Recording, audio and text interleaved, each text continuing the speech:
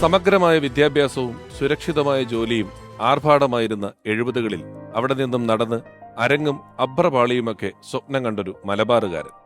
എടപ്പാൾ പൊന്നാങ്കുഴി വീട്ടിൽ പരമേശ്വരൻ നായരുടെ തന്റേടിയായ മകൻ. അതുവരെ അയാൾക്ക് സ്വന്തമായിരുന്ന അധ്യാപകന്റെ അച്ചടക്കമുള്ള ഐഡന്റിറ്റിയിൽ നിന്നും അച്ചടക്കം അടിമത്തം കൂടിയാണെന്ന് വിശ്വസിക്കുന്ന ഒരു കഥാപാത്രത്തിലേക്ക് അയാളെ അനായാസം ആവാഹിച്ചെടുത്തു മലയാളികളുടെ സ്വന്തം അക്ഷര മാന്ത്രികൻ MT വാസുദേവൻ നായർ. ഓരോ സംഭാഷണങ്ങളിലും ഒരു മഹാസാഗരമൊളിപ്പിക്കുന്ന MTN സ്കൂളിലെ ആ വിദ്യാർത്ഥി ആ സവിശേഷമായ സംഭാഷണ ശൈലി തന്റെ ഏറ്റവും വലിയ ഐഡന്റിറ്റി തന്നെയാക്കി മാറ്റി. വ്യവസ്ഥിതികൾക്കെതിരെയും വ്യവസ്ഥാപിത താൽപ്പര്യങ്ങൾക്കെതിരെയും ശക്തമായി പ്രതികരിക്കുവാൻ പിന്നീട് മലയാളത്തിന്റെ വെള്ളിത്തിര കണ്ട എക്കാലത്തെയും വലിയ നടൻ. ക്ഷുഭിത യൗവനം എന്ന വാക്കിന് 70കളുടെയും 80കളുടെയും ബ്രാൻഡ് അംബാസിഡർ. നടനും നിർമ്മാതാവുമായി മലയാള സിനിമയുടെ പ്രിയപ്പെട്ട താര സൗകുമാര്യം. ഓർമ്മയിൽ എന്നും സുകുമാരൻ. ഹൃദയസഖി നീ അരികിൽ വരൂ. മറ്റെത്രയോ പെൺകുട്ടികളുണ്ട് ഈ കോളേജിൽ. അവരോടൊന്നും തോന്നാത്തൊരു പ്രത്യേകത എന്റെ ശാലിനിയോട് തോന്നാൻ. അപ്പന്റെ തറവാട്ടു മഹിമയും വെച്ച് കാശുള്ള അലയൻസിന് പോകാത്ത ഞാൻ ഒരു മണ്ടനോ ഭ്രാന്തനോ ഒക്കെ ആയിരുന്നു ബന്ധുക്കളുടെ കണ്ണിൽ. 4 കോപ്പി കൂടുതൽ ചിലവാകാൻ വേണ്ടി എന്ത് വൃത്തികേടും കാണിക്കുമല്ലേ? എനിക്കൊന്നും പറ്റിയില്ല എന്റെ പൊന്നുകോരെ. താൻ നിരപരാധിയാണെന്ന് തെളിയിക്കാൻ ഓരോ പൗരനും അവകാശമുണ്ട്. അതിനുള്ളൊരവസരം മാത്രമാണ് അയാൾക്ക് അനുവദിക്കപ്പെടുന്ന ജാമ്യം. ഇവിടെ വെച്ച് ഞാൻ പറയുന്നു, എന്റെ പെങ്ങളുടെ ജീവിതം തകർത്താൽ അപ്പുകുട്ടൻ നായരല്ല ഏത് ഉണ്ണിത്തമ്പരാണെങ്കിലും ഞാൻ ചോദിക്കും. സാധാരണഗതിയിൽ ഇങ്ങനെ ഒരു പ്രോജക്ട് ഏതെങ്കിലും ഒരു റിസർച്ച് സെന്ററിൽ വെച്ച് നടത്തേണ്ട കാര്യമേ ഉള്ളൂ. ഈ പ്രോജക്ടിനെ ഈ അക്കാദമി തന്നെ തിരഞ്ഞെടുത്തത് ഒരു വിധത്തിൽ പറഞ്ഞാൽ ഒരു കവറപ്പാണ്. ഇവിടെ നല്ല ആരോഗ്യവും സൗന്ദര്യവും ബുദ്ധിശക്തിയുള്ള പുരുഷന്മാരിൽ നിന്ന് കളക്ട് ചെയ്തെടുക്കുക. കോളേജിൽ പഠിക്കുന്ന കാലത്ത് ഞാനെന്ന് വെച്ചാൽ എല്ലാവർക്കും ജീവനായിരുന്നു. പെൺകുട്ടികൾക്കും അങ്ങനെയായിരുന്നു. അയ്യോ, അതൊന്നും പറയണ്ട. സുകുമാരൻ സാറിന്റെ ഓർമ്മകളിൽ ഇന്നത്തെ എപ്പിസോഡിൽ നമ്മളോടൊപ്പം ആദ്യം അതിഥിയായി എത്തുന്നത് ഓർമ്മകളെ ഊർജമാക്കിയ ഒരാൾ. സ്നേഹപൂർവ്വം ഈ വേദിയിലേക്ക് സ്വാഗതം ചെയ്യുന്നു പ്രിയപ്പെട്ട മല്ലിക സുകുമാരൻ.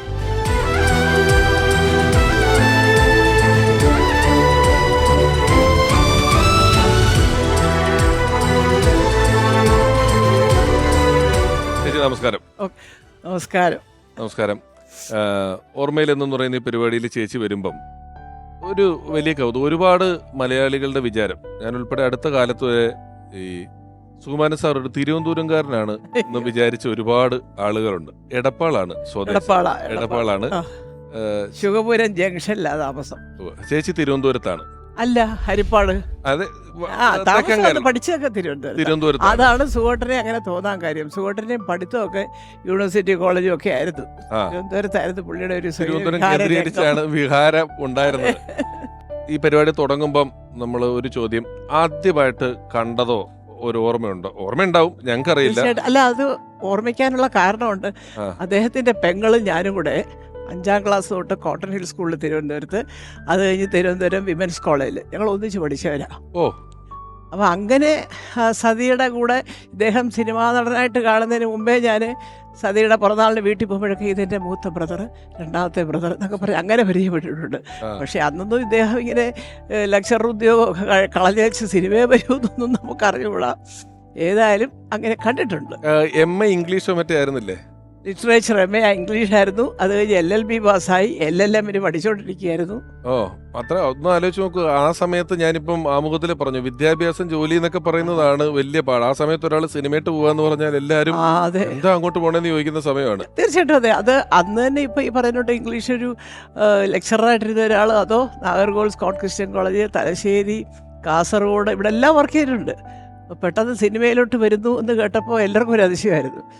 അത് പിന്നെ നമ്മുടെ സുരാസ് ഹോട്ടലില്ലേ, അദ്ദേഹത്തിൻ്റെ ഒരു നിർബന്ധമായിരുന്നു ഈ ശംഖുപുഷ്പം കൂടെ അഭിനയിച്ചിട്ട് നീ ടാൻസാനിയയിലെ കണ്ട് ജോലി കിട്ടി, അതുകൊണ്ട് അപ്പോൾ ഇതുകൂടെ അഭിനയിച്ചിട്ട് പൊയ്ക്കോ എന്ന് പറഞ്ഞിട്ട് അദ്ദേഹം നിർബന്ധിച്ച് ശംഖുപുഷ്പത്തിൽ അഭിനയിച്ചു. ആ പടം സോമേട്ടനൊക്കെ ഉണ്ട്. ആ പടം കയറി അങ്ങ് ഹിറ്റായി. ഇദ്ദേഹം കാണാനൊക്കെ കൊള്ളാവുന്ന ഒരു സുമുഖനായ ചെറുപ്പക്കാരൻ, കൊള്ളാമല്ലോ എന്ന് പറഞ്ഞപ്പോൾ അടുത്ത പടം വന്നു. പിന്നെ പൂർണ്ണമായിട്ടും സിനിമയിലേക്കായി.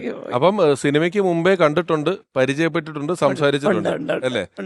ഓക്കെ. ബാക്കി ഒരുപാട് കാര്യങ്ങൾ ഇനി നമുക്ക് പറയേണ്ടതുണ്ട്.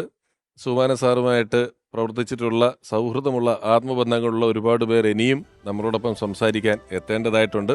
അതിനു മുമ്പായി ചേച്ചി, ഇപ്പോൾ ഒരാളോട് മൊബൈൽ ഇല്ലാത്തൊരു കാലഘട്ടത്തെ പറ്റി പറഞ്ഞാൽ വിശ്വസിക്കാൻ പാടാണ്. അതെ. ആ സമയത്ത് എങ്ങനെയാണ് മനുഷ്യൻ സംസാരിച്ചത്, എങ്ങനെയാണ് ഗൂഗിൾ മാപ്പ് ഇല്ലാതെ ഒരു സ്ഥലത്തേക്ക് പോയതെന്ന് ചിന്തിക്കാൻ പറ്റും. അതിനൊരു കുറച്ച് നാളെ ആയിട്ടുള്ളെങ്കിലും അങ്ങനെ ചിന്തിക്കാവുന്നതല്ലേ ഉള്ളൂ. തീർച്ചയായിട്ടും. ഇവിടും ബാക്കിലോട്ട് 70കളുടെ സമയത്ത് ഒരു 10ഓളം സിനിമകൾ മിനിമം ആ സമയത്ത് ഒന്നിച്ചില്ല, അടുപ്പിച്ച് 10ലധികം സിനിമകൾ ഒന്നിച്ച് ചെയ്യുന്ന കാര്യങ്ങളൊക്കെ ഉണ്ട്. ആ സമയത്ത് ഒരു കമ്മ്യൂണിക്കേഷന്റെ പരിപാടി എങ്ങനെയാണ്? അന്ന് ലാൻഡ് ഫോൺ ഉണ്ട്, അതുണ്ട്.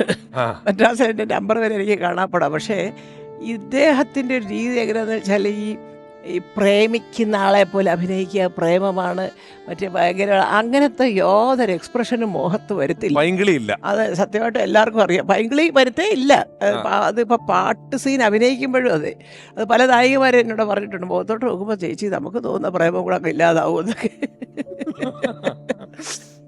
അപ്പം അങ്ങനെ ഒരു ദിവസം ഇങ്ങനെ ലാൻഡ് ഫോണിൽ വിളിച്ചിട്ട് പറഞ്ഞു, കുതിരവട്ടം പപ്പൂട്ടനും ഞാനും ഞങ്ങളെല്ലാം കൂടെ ഒന്ന് അങ്ങോട്ട് വരുന്നുണ്ട്. അയ്യോ വന്നാട്ടെ എന്ന് പറഞ്ഞു.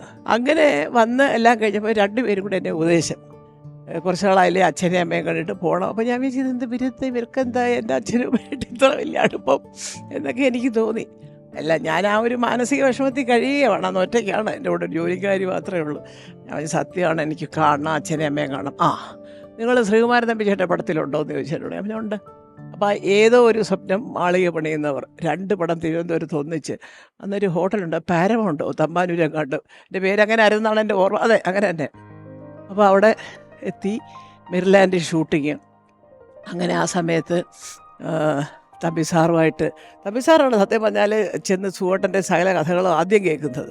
അപ്പോൾ അവരോട് പറയണം, പോയി അതൊക്കെ പറയുന്നിട്ടല്ലോ ഇവിടെ അടിക്കാൻ വരുന്നല്ലോ പറയുന്നത്, നിങ്ങൾ പോകണം, അച്ഛാമ്മയുമായി കാണണം, പിന്നെ വെറുതെ ചുമ്മാ ആവശ്യമില്ലാതൊരു പെണ്ണാവും എന്നൊക്കെ പറയുന്നത് കേട്ടാ. നമ്മുടെ വീട്ടിലെ കാരണവന്മാരാരണ്ട് നമ്മളെ ശാസിക്കുന്ന പോലെ ആയിരുന്നു സംസാരം. അങ്ങനെ ഈ പറഞ്ഞതുപോലെ ആദ്യമായിട്ട് ഒരു 4.5 വർഷം കഴിഞ്ഞ് അദ്ദേഹത്തിൻ്റെ വണ്ടി, ഒരു പച്ച അംബാസഡർ KRT 699, അതിൽ കയറി.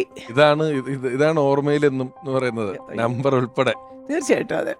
തങ്കച്ചൻ എന്ന് പറഞ്ഞിട്ട് അദ്ദേഹത്തിന് പിന്നെ ട്രാൻസ്പോർട്ടിൽ സുഖോട്ടം തന്നെ ശ്രമിച്ച് ജോലിയൊക്കെ വാങ്ങിച്ചു കൊടുത്തു. അങ്ങനെ കോട്ടയത്തുകാരനാണ്. ഞാൻ എൻ്റെ അച്ഛനെ കാണാൻ പോന്നു, അച്ഛനെയും അമ്മയും ചെന്ന് കാണുന്നു, കാര്യങ്ങളൊക്കെ തുറന്ന് സംസാരിക്കുന്നു. അപ്പം എൻ്റെ അച്ഛൻ ഈ പറഞ്ഞതിൻ്റെ തൊട്ടൊരു പെട്ടെന്നങ്ങ് താഴെ ആളല്ല. അങ്ങനെ കാര്യങ്ങളൊക്കെ പറയുന്നു. ശരി, എന്താ പരിപാടി? നല്ല പരിപാടി, ഞാനിപ്പോൾ ഇവിടെ തമ്പിച്ചേട്ടന് 2 പടം അഭിനയിച്ചുകൊണ്ടിരിക്കുകയാണ്. ഉടനെ ശ്രീകുമാരൻ തമ്പിച്ചേട്ടനെ നല്ല വരികയോ, ഹരിപ്പാടാണ്, എൻ്റെ അമ്മ ഹരിപ്പാട്ടുകാരിയാണ്. ഹരിപ്പാട്ട് അമ്മയുടെ തറവാട് എല്ലാവർക്കും അറിയാം, കോട്ടയ്ക്കകത്തെന്ന് പറഞ്ഞാൽ. അപ്പോൾ പറയൂ, ഞങ്ങൾ സംസാരിക്കാം. പറഞ്ഞു ഹോട്ടലിൽ നിൽക്കണ്ട, അവളെൻ്റെ അടുത്ത് ഞങ്ങളുടെ കൂടെ നിൽക്കട്ടെ. അപ്പോൾ തമിഴ്ചേട്ടൻ പറഞ്ഞു, ഞാനതിൻ്റെ കാര്യങ്ങളൊക്കെ സംസാരിക്കേണ്ടവരോടൊന്ന് സംസാരിക്കാം, അങ്ങനെ ചെയ്യാം എന്നൊക്കെ പറഞ്ഞ്. എന്തിന് പറയുന്നു ഈശ്വര. പിറ്റേ ദിവസം ഞാൻ പെട്ടിയും പ്രമാണമൊക്കെ എടുത്ത് 5 കൊല്ലം കഴിഞ്ഞ് എൻ്റെ വീട്ടിൽ ചെല്ലുക. അതാരോ പറയുന്ന പോലെ അപ്പോഴൊക്കെയാണ് നമ്മൾ പിന്നീട് ഈ സാഹിത്യകാരന്മാരുടെ പലതും വായിക്കുമ്പോൾ, രചനകൾ വായിക്കുമ്പോൾ നമ്മുടെ മനസ്സിൽ തോന്നുമല്ലോ, മനസ്സിങ്ങനെ നിർവൃതി അടഞ്ഞു, പൊട്ടി എന്നൊക്കെ പറയുന്ന വികാരങ്ങളൊക്കെ. നമുക്ക് ചില സ്ഥലങ്ങള് വാക്കുകൊണ്ട് എക്സ്പ്രസ് ചെയ്യാൻ പറ്റത്തില്ല. അതിന് അത്രയും വെയിറ്റ് ഉള്ള ഒരു വാക്ക് ചിലപ്പോൾ മലയാളത്തിൽ കിട്ടത്തില്ല. ശരിയാ, സത്യം. എങ്ങനെയാണ് ഇതിനെ പറയേണ്ടതെന്ന് അറിയില്ല. കാരണം അമ്മ ഒരു ഭാഗത്തൂടെ കരഞ്ഞുകൊണ്ട് ചീത്ത വിളിക്കുന്നുണ്ട്, അച്ഛൻ വളരെ ഗൗരവത്തോടുകൂടി സംസാരിക്കുന്നുണ്ട്. ഏതായാലും എല്ലാവരും പറഞ്ഞു, ശരി നിൽക്ക്, അവിടെ നിന്ന് മര്യാദയ്ക്കൊക്കെ നിന്നാട്ടെ കേട്ടോ, ഏതായാലും നീ വലിയ തെറ്റൊന്നും ചെയ്തില്ലല്ലോ, അതൊക്കെ ഒരു പ്രായത്തിൻ്റെ ഒരു അപക്വമായ എടുത്തുചാട്ടങ്ങളിലൂടെ ഉണ്ട്, സാരമില്ല. അപ്പം അങ്ങനെ എല്ലാം കഴിഞ്ഞ് എന്നെ വീട്ടിൽ താമസമായി. 1 മാസം കഴിഞ്ഞപ്പം നീലക്കണ്ണുകൾ, ഗോപകുമാറിൻ്റെ ഒരു പടം നടക്കുന്നത് നെല്ലിയാമ്പതിയിൽ നീലക്കണ്ണുകൾ ഷൂട്ടിംഗ് സ്ഥലത്ത് നിന്ന് വിളിക്കുകയാണ്. ഞാൻ സുമാരനാണ്, ഞാൻ അങ്ങോട്ട് വരുന്നുണ്ട് അച്ഛനെ കാണാൻ എന്നൊക്കെ. അപ്പം അങ്ങനെ വരുന്നു എന്ന് പറഞ്ഞു. വന്ന രംഗമൊക്കെ ആയിരുന്നു സത്യത്തിൽ ഏതെങ്കിലും ഒരു സിനിമയിൽ വരണം അതൊക്കെ. പിന്നെ എഴുത്തുകാർ ഒരു ദിവസം ഒരു വൈകുന്നേരം ഒരു 6 മണിയായപ്പോൾ തിരുവനന്തപുരത്ത് എത്തി എന്ന് പറഞ്ഞൊരു ഫോണ് വന്നു.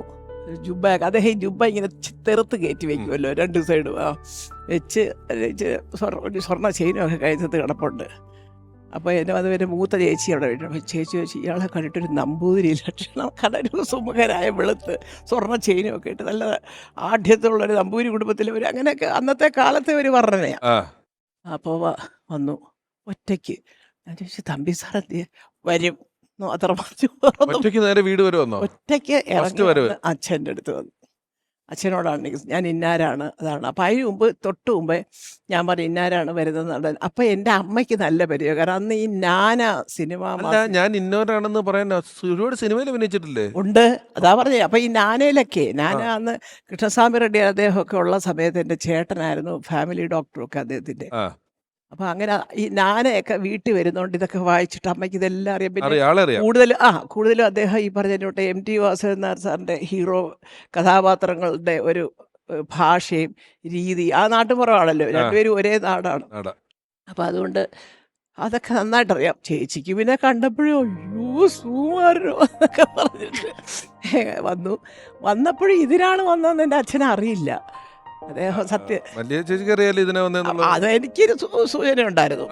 തീർച്ചയായിട്ടും ഉണ്ടായിരുന്നു. പക്ഷെ ഒന്നും അറിയാത്ത പോലെ നിൽക്കുന്നു. ഒന്നും അറിയാം. ഏതായാലും ഞാനിങ്ങനെ നല്ല കുഞ്ഞായിട്ട് അവിടെ നിന്ന് ആ, അച്ഛൻ്റെ അടുത്ത് പറഞ്ഞു. വാസത്തിൽ ആദ്യം പറഞ്ഞ അച്ഛനെ എപ്പോഴും പറയാത് വളരെ മാന്യമായിട്ട് വന്നിട്ട് ഞാൻ അച്ഛൻ്റെ മകളോട് ഞാനാണ് നിർബന്ധിച്ച് അച്ഛനെ അമ്മയും വന്ന് കാണണം. ഈ കുട്ടിക്ക് ഈ കുറച്ചൊരു പൊട്ടൻഷ്യലൊക്കെ ഉള്ള ഒരു ബുദ്ധിയുള്ള ഒരു സ്ത്രീയാണ്. എന്തിനാണ് ഇവർ ഈ സിനിമയിലൊക്കെ വന്ന് കിടന്നിട്ട് അവിടെ ഇല്ല ഇവിടെ ഇല്ല എന്നൊക്കെ പറഞ്ഞു. അല്ല, സിനിമയൊക്കെ അത്യാവശ്യം ചെയ്തു, അവരില്ലെന്ന് പറയുന്നില്ല. പക്ഷേ അതല്ല അവർക്കൊരു പറ്റിയൊരു ജീവിതം എന്ന് പറയുന്നത് കുറച്ചുകൂടെ ഒക്കെ നിങ്ങളുടെയൊക്കെ ഒരു സപ്പോർട്ടോട് ജീവിക്കുന്നതാണ് നല്ലത്. കാരണം എന്നൊക്കെ പറയും കുറേ കാര്യങ്ങൾ ഇങ്ങനെ സംസാരിക്കും. അച്ഛന് ക്ലാസ് എടുത്തു. അതെ. അപ്പം അച്ഛൻ എന്നെ വിളിപ്പിച്ചു. അല്ല ഇവിടെ വാ, എത്ര നാളായിട്ട് അറിയാം. ഞാൻ പറഞ്ഞു ഞങ്ങൾ കുറച്ച് സിനിമയിലൊക്കെ ഒന്നിച്ച് അഭിനയിച്ചു. അപ്പോൾ അദ്ദേഹത്തിൻ്റെ അച്ഛൻ്റെ കാര്യം പറഞ്ഞു. PMGയിലാണ് ഈ പറഞ്ഞിട്ടുണ്ട്. അച്ഛൻ പിന്നെ വിദ്യാഭ്യാസമൊക്കെ ഉണ്ടല്ലോ. ഇനിയിപ്പോ സിനിമ അന്ന് കാലത്ത് ഒരാൾക്ക് സിനിമാക്കാരനെ കെട്ടിച്ചു കൊടുക്കാൻ ടാൻസാനിയ ഉൾപ്പെടെ കിടക്കുക ഇല്ല. എന്നിട്ട് അച്ഛൻ പറഞ്ഞു ശരി, ഞാൻ അതെൻ്റെ ചേട്ടൻ ന്യൂസിലൻഡിൽ ഈ മെട്രോളജിയുടെ സ്പെഷ്യലൈസേഷനൊക്കെ ആയിട്ട് എൻ്റെ മകനുമായിട്ടൊക്കെ ഒന്ന് സംസാരിക്കണം. ഇത് 1 മാസമല്ലേ ആയുള്ളൂ, ഇപ്പോൾ വീട്ടിലോട്ട് വന്നിട്ട് ഒന്ന് സംസാരിക്കാനുള്ളൊരു സമയം തരണം എന്ന് പറഞ്ഞു. ശരി അച്ഛാ, ഞാനിവിടെ ഉണ്ട്, 10 ദിവസം ഇവിടെ ഉണ്ട്, തിരുവനന്തപുരത്ത് ഷൂട്ടിങ്ങാണ്, പറഞ്ഞാൽ മതി. അന്ന് രാത്രി എൻ്റെ അച്ഛൻ ചേട്ടനുമായിട്ട് സംസാരിക്കുക. അപ്പോൾ ചേട്ടൻ ഇമ്മീഡിയറ്റായിട്ട് ചെയ്തത് കൃഷ്ണസ്വാമി റെഡ്ഡിയാരും ഒക്കെ ആയിട്ട് ചോദിച്ചു. ഞാൻ കേട്ടിട്ടുണ്ട്, എനിക്കറിയാം, ഞാൻ ഈ പറഞ്ഞ വിദ്യാഭ്യാസമുള്ള ഒരാളാണ്, കുറേ സിനിമകൾ കണ്ടു. അപ്പോൾ അവരൊക്കെ വിളിച്ചപ്പോൾ അന്ന് അയ്യോ ഞാൻ എപ്പോഴും പറയാം റെഡ്ഡിയാസാൻ്റെ മറുപടി 2 അടിക്കുമെന്നേ ഉള്ളൂ, നല്ല പയ്യനാന്ന്. അപ്പം ഞങ്ങളുടെ വീട്ടിൽ ഗാന്ധിയന്മാരുടെ ഈ അടി ഇല്ല. അയ്യോ, അപ്പോൾ അതൊക്കെ 2 കഴിക്കുന്നേ ഉള്ളൂ. പക്ഷെ അതൊന്നും നോക്കണ്ട, നല്ല ചെറുക്കനാ, നല്ല വിവരമുള്ളവരാണ്, വിദ്യാഭ്യാസമുള്ളവരാണ്, മലബാറിലെ വലിയ കുടുംബത്തിലെ ഒരു പയ്യനാണ് എന്നൊക്കെ പറഞ്ഞ് എല്ലാ കാര്യങ്ങളൊക്കെ പറഞ്ഞു.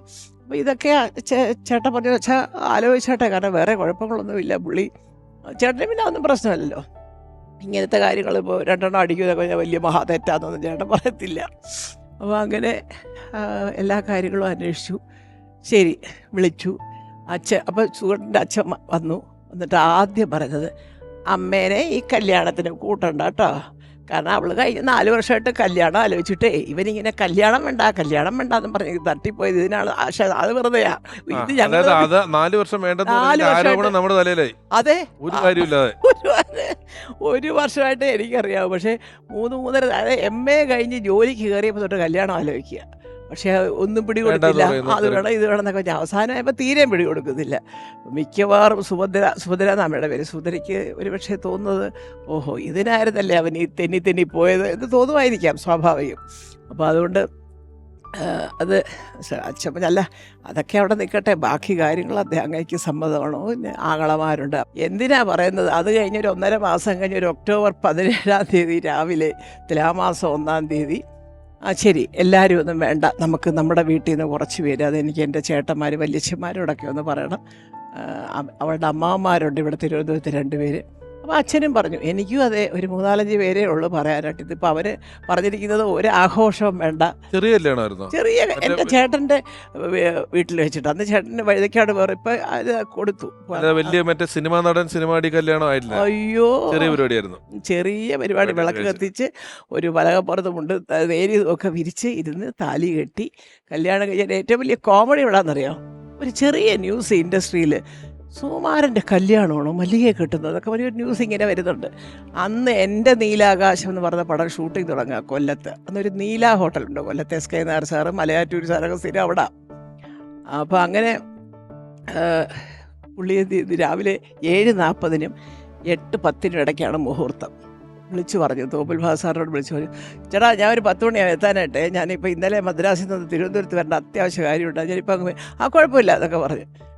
കല്യാണം കഴിഞ്ഞ ആള് ചുമ്പ ഒരു കസവുമുണ്ട്, ഒരു കൈലി, സാധാരണ ഷൂട്ടിങ്ങിന് പോകുന്ന സ്റ്റൈലിൽ ഒരു കൈലി എടുത്തിട്ട് ഒരു ഷർട്ടും ഒക്കെ എടുത്തിട്ട്, അപ്പോൾ ഇങ്ങനെ ഒരു 10 മണിയാവുന്നൊക്കെ പറഞ്ഞിട്ട് ഇദ്ദേഹം മോളിൽ നിന്ന് ഇറങ്ങി വരുന്നത് ഒരു കൈലി, അന്നൊരു പ്രത്യേക കൈലിയുണ്ട്, എനിക്കൊന്ന് പിഷാരയ്ക്ക് അറിയായിരിക്കും, ഈ ഗൾഫിൽ കിട്ടും ഇങ്ങനെ പൂക്കളും നല്ല ഉടുത്താ നിക്കല്ലേ ഊരിപ്പോ കിശി കിശാന്ന് ഒരച്ച തീ പാറും അതുപോലത്തെ കൈലി, ഒരു കൈലിയും ഒരു ഷർട്ടും ഒക്കെ ഇട്ട് ഇറങ്ങിയപ്പോൾ അമ്മ, അയ്യേ മോനെ പാപ്പയൊക്കെ അവിടെ ഇരിക്കുന്നത്, എന്തിനാ ഇപ്പോഴേ മുണ്ടൊക്കെ മാറ്റിയത്? എൻ്റെ ചോറാണ് അമ്മേ, ഞാനേ ഒന്ന് കൊല്ലത്ത് ഷൂട്ട്, അല്ല അത് പറഞ്ഞാൽ അവള് പറഞ്ഞാൽ കൊല്ലത്ത് ഷൂട്ട് ഇപ്പം പോണോ? ആ പോണം എന്ന് പറഞ്ഞു. കല്യാണത്തിൻ്റെ അന്ന് ചടയിൽ 2 ഇഡ്ഡലിയും കഴിച്ചേച്ച് കൈലി ഇട്ടതുകൊണ്ട് ഒറ്റപ്പോക്ക്. അതിൻ്റെ തമാശ അല്ല, അവിടെ ചെന്ന് നീല ഹോട്ടലിൽ ചെന്ന് മലയാറ്റൂർ സാറിനോടും SK നായർ സാറിനോടും പറഞ്ഞു, ചേട്ടാ പുറത്ത് വിടരുത്, ഒരു ചെറിയ ചടങ്ങ് കഴിഞ്ഞാച്ചാ വന്നിരിക്കുന്നത് എന്ന് പറഞ്ഞ് നേരെ സെറ്റിലോട്ട് എഴുതും. മീന ചേച്ചി, ആ സുമാരാ നിൻ്റെ കല്യാണം പറ്റുമായിരുന്നു വലിയ എന്താ, അല്ല ആരണ്ടൊക്കെ പറഞ്ഞു നിൻ്റെ കല്യാണം വന്നെന്ന് പറഞ്ഞു. ആ അങ്ങനെ വഴിയെ പോകുന്നവർ എന്തെല്ലാം പറയും ചേച്ചി, പിന്നെ കല്യാണം രാവിലെ കല്യാണത്തിന് പോയച്ചു എന്നൊക്കെ പറഞ്ഞ് ഇങ്ങനെ ഒരു സംഭവമേ ഉണ്ടായിട്ടില്ല എന്നുള്ള മട്ടിൽ അദ്ദേഹം സുന്ദരമായിട്ട് അതങ്ങ് തഴഞ്ഞ് ആ ചോദ്യത്തിന് ഉത്തരവും പറഞ്ഞില്ല. ചില ആളുകൾ സിനിമ എന്ന് പറയുന്നതിന്റെ ഒരു ഗ്ലിറ്റ്സ് ആൻഡ് ഗ്ലെയർ ജീവിതത്തിൽ കൊണ്ടുവരാറില്ല. ചിലര് സിനിമാ നടനാണ്, അല്ലെ സിനിമയുടെ എഴുത്തുകാരനാണ്, സംവിധായകനാണെന്നുള്ളതൊക്കെ സിനിമ ലൊക്കേഷനിൽ പോയി തപ്പിയെടുത്ത് കണ്ടുപിടിച്ചാൽ പോലും നമുക്ക് ഇയാള് സിനിമയ്ക്കുള്ളിൽ പെട്ട ഒരാളാണെന്ന് നമുക്ക് തോന്നില്ല. അങ്ങനെ ലളിത ജീവിതം നയിക്കുന്ന ഒരാളാണ് ഇനി വരാൻ പോകുന്നത്. സുകുമാരൻ സാറുമായിട്ട് വലിയ ആത്മബന്ധമുള്ള ഒരാളാണ്. MT വാസുദേവൻ നായർ സാർ എഴുതി കൊടുത്ത പോലെ പിന്നീട് കുറെ നെടുനീളം ഡയലോഗുകൾ അദ്ദേഹം കൊണ്ട് പറയിപ്പിച്ചിട്ടുള്ള ഒരാളാണ്. ഞാനീ പറഞ്ഞത് ആ എറണാകുളം ശിവക്ഷേത്രത്തിന്റെ പരിസര പ്രദേശങ്ങളിൽ പോയി കഴിഞ്ഞാൽ ഇത്രയധികം സിനിമകളുടെ തിരക്കഥ എഴുതിയ ഒരാളാണ് നമുക്ക് തോന്നാതെ നടക്കുന്ന ഒരാളാണ്. കഥാപാത്രങ്ങൾ സ്വാമി എറണാകുളം ശിവക്ഷേത്രത്തിൽ 2 പേരേ ഉള്ളൂ സിനിമാക്കാർ പണ്ട്. ഒരാളിപ്പോ ഇല്ല, ജയറാം സ്വാമി, ഒന്ന് പിന്നെ നമ്മുടെ SN സ്വാമി സാർ. ശിവനെ കാണാൻ പോയാൽ സ്വാമിയും കൂടെ കാണും. സ്നേഹപൂർവ്വം നമ്മുടെ ഈ വേദിയിലേക്ക് സ്വാഗതം ചെയ്യുകയാണ് നിരവധി അനവധി സൂപ്പർ മെഗാ ഹിറ്റ് ചിത്രങ്ങളുടെ തിരക്കഥയും സംഭാഷണം ഒരുക്കിയ പ്രിയപ്പെട്ട SN സ്വാമി സാർ.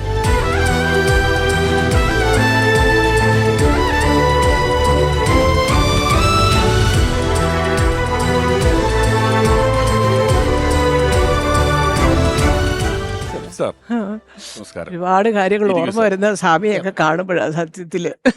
CBI ഡയറക്ടർ ആദ്യമായിട്ട് സുഖേട്ടനായിട്ട് ഒന്നിച്ച് വർക്ക് ചെയ്യുന്നത് 3-ാം മുറയിലാണ് ഒന്നിച്ച് വരുന്നത് അല്ലേ? അത് കഴിഞ്ഞ് കുറച്ചധികം സിനിമകളിലില്ലേ സ്വാമി സാർ? സിനിമയിലുണ്ട്, ആ സിനിമകളിലുണ്ട്. ഓഗസ്റ്റ് 1-ലുണ്ട്, ജാഗ്രതയിലുണ്ട്, കാർണിവലിലുണ്ട്, പിന്നെ ഇതിലുണ്ട് അടിക്കുറിപ്പ്. കുറച്ച് സിനിമകളുണ്ട്. സുഖേട്ടൻ, ഞാൻ വെറുതെ നേരെ ഒരു തുടക്കത്തിന് വേണ്ടി ചോദിക്കുകയാണ്, ഈ സ്വാമി സാറിനെ ഉദ്ദേശിച്ചിട്ടാണ് ഈ മറ്റേ അയ്യരെ സ്വാമി എന്ന് വിളിക്കുന്നുണ്ടല്ലോ അതിനകത്ത്? കാരണം ബാക്കി ആരും അങ്ങനെയൊന്നും വിളിക്കുന്നതിന് സുഖമായിട്ട് പറയണേ. ഒരേ തവണ ചക്ക വീണ് മോലിയെത്തെന്നും പറഞ്ഞ് സ്വാമി എന്നും പറഞ്ഞ് സ്ഥിരം പറയുന്നുണ്ട്. അത് ആ സുഖവേണ്ട ഒരു സ്ലാങ്ങിന്റെ സുഖം വേറെയാണ്. അതായത് പ്രത്യേകിച്ച് ചില ടിപ്പിക്കൽ ക്യാരക്ടേഴ്സ് ഒക്കെ ചെയ്യുമ്പോൾ സുഖേട്ടൻ ചില രീതിയിൽ അത് പ്രസന്റ് ചെയ്യും. അത് മുൻകൂട്ടി നമുക്കൊന്നും പറയാൻ പറ്റില്ല. പക്ഷെ മൂപ്പരത് ഒരു പുള്ളിക്ക് അങ്ങ് ഇഷ്ടമായാലുണ്ടല്ലോ തകർക്കും.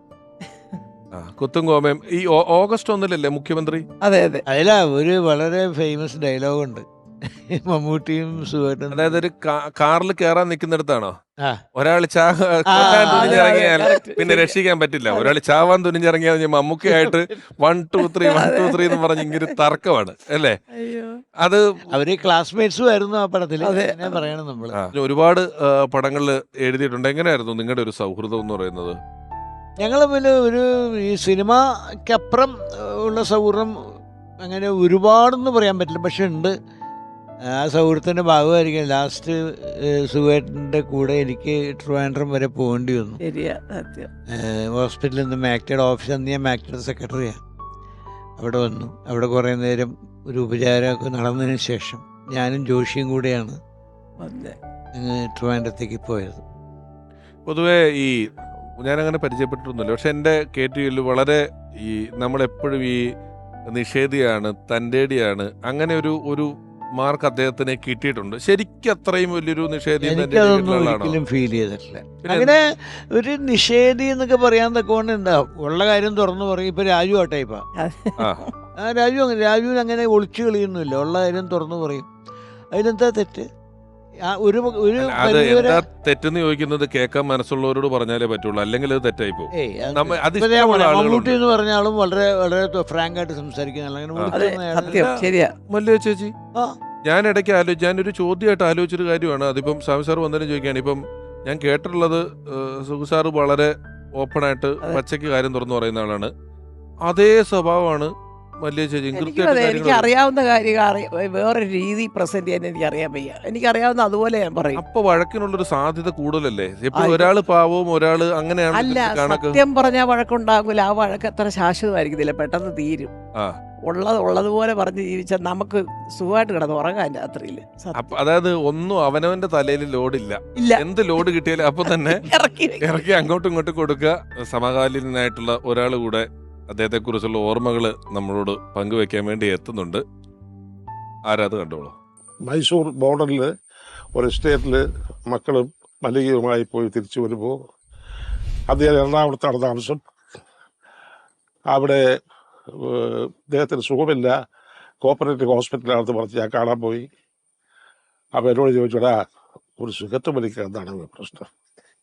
ഞാൻ പറഞ്ഞു, നീ ഒന്ന് ഇറങ്ങി വാ, വരത്തവത്ത് കഴിയുമ്പോൾ നമുക്ക് വലിക്കാത്തൊക്കെ പറഞ്ഞ് സന്തോഷമായിട്ട് മടങ്ങിപ്പോകുന്നു. പക്ഷേ പിറ്റേ ദിവസം ഉച്ചയ്ക്ക് ഇതേ സമയത്ത് വളരെ മോശമായ ഒരു ന്യൂസാണ് കിട്ടിയത്. അവൻ നമ്മളിൽ നിന്ന് പിരിച്ചുപോയി. എന്തുമാവട്ടെ, ശോഭനെ പറ്റി പറഞ്ഞാലും സുകുമാരനെ പറ്റി പറഞ്ഞാലും മറ്റുള്ളവരെ പറ്റിയൊക്കെ പറയുമ്പോഴും ഇവരെല്ലാം പോയത് അവരവരുടേതായ തനതായ വ്യക്തി മുദ്ര പതിപ്പിച്ചിട്ടാണ് ഈ രംഗത്ത് നിന്ന് പിരിഞ്ഞു പോയത് എന്നുള്ള ഒരു സന്തോഷമേ ഉള്ളൂ. ഇപ്പൊ ചുരുക്കം പറഞ്ഞാൽ ആ കൂട്ടത്തിൽ മതിച്ചേട്ടനും ഞാനും ഒക്കെ ഉള്ളൂ. ബാക്കി എല്ലാവരും മിക്കവാറും ഒക്കെ പോയി കഴിഞ്ഞിരിക്കുന്നു. ഏകദേശം അവർക്ക് സ്വർഗീയ സ്ഥാനം എന്ന് വെച്ചാൽ സ്വർഗത്തിൽ കിട്ടാമത്തിലേക്ക് വെച്ച ഏറ്റവും വലിയ ഒരു സിംഹാസനം അവർക്ക് കൊടുക്കുമെന്ന് എനിക്ക് നല്ല ബോധ്യമുണ്ട്. അവിടെ ചെന്നിട്ട് കാണാം എന്ന് പറയാനൊക്കെ ഉള്ളൂ. സത്യം കേട്ടോ. തലേ ദിവസം വന്നപ്പോൾ എൻ്റെ സിഗരറ്റ് വലി നിർത്താൻ ഇവള് കള്ളത്തരം പറഞ്ഞ് എന്നെ ഇവിടെ കിടത്തിയിരിക്കുക. അതൊക്കെ ചുമ്മാ തമാശ പോലെ രണ്ടുപേരും കൂടെ ചിരിയും ബഹളവും. അയ്യോ ഈശ്വര, അപ്പോഴൊക്കെ നമുക്കൊരു ചിന്ത പോലും ഇല്ല ഒരു വയ്യാതാവും പിന്നെ എന്നൊക്കെ.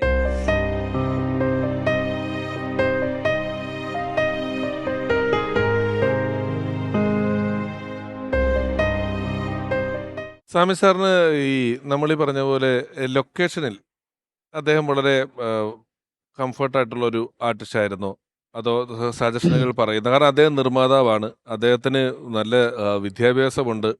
നമ്മൾ പറയുന്ന പോലെ കാര്യങ്ങൾ മുഖത്ത് നോക്കി പറയും. അപ്പം എപ്പോഴെങ്കിലും ഇതിങ്ങനെയല്ല അങ്ങനെയാണ് തുടങ്ങിയ കാര്യങ്ങൾ വളരെ കൃത്യമായി. അല്ല, പുള്ളിയായിട്ട് എനിക്ക് അങ്ങനെ ഒരു എന്തെങ്കിലും തരത്തിലുള്ള ഒരു അഭിപ്രായ വ്യത്യാസം ഒരിക്കലും ഉണ്ടായിട്ടില്ല. ഇപ്പം ഞാൻ പറയുന്ന ക്യാരക്ടേഴ്സ് ആയാലും പുള്ളിയുടെ അഭിനയ രീതി ആയാലും പ്രസൻറ്റേഷൻ ആയാലും കാരിക്കേച്ചർ എന്തായാലും ഞങ്ങൾ തമ്മിൽ ഭയങ്കര സിങ്കായിരുന്നു. പുള്ളി അങ്ങനെ നമ്മളോട് ഇല്ല. കാരണം ഞാൻ മനസ്സിലാക്കിയത് സുവേട്ടൻ്റെ ഒക്കെ അഭിനയം പലതും സ്പോണ്ടേനിയസ്, ആ സ്പോട്ടിൽ അഭിനയിക്കാൻ വരുമ്പോഴാണ് ശരിക്കും പുള്ളിയുടെ മനസ്സിലുള്ള പുറത്തേക്ക് വരുന്നത്. മുൻകൂട്ടി തയ്യാറെടുപ്പൊന്നുമില്ല മൂപ്പർക്ക്. ഞാൻ പറയാം, ഒരു ഇതിനകത്തൊരു സീനിൽ ഞാൻ ഓർക്കുന്നുണ്ട് ഇപ്പോഴും. സീവയിൽ അങ്ങനെ അങ്ങനെ അങ്ങനെ ചൊറിയും. അതുപോലെ അങ്ങനെ എന്തോ ഒരു ഡയലോഗ് ആ സ്പോട്ടിൽ വരുന്ന അങ്ങനെ പല വിധത്തിലുള്ള ബോഡി ലാംഗ്വേജും പുള്ളിക്ക് ചേഞ്ച് ഉണ്ട്. അതെന്നോട് പിന്നീട് സായികുമാർ അതാ പറയാൻ വന്നേ.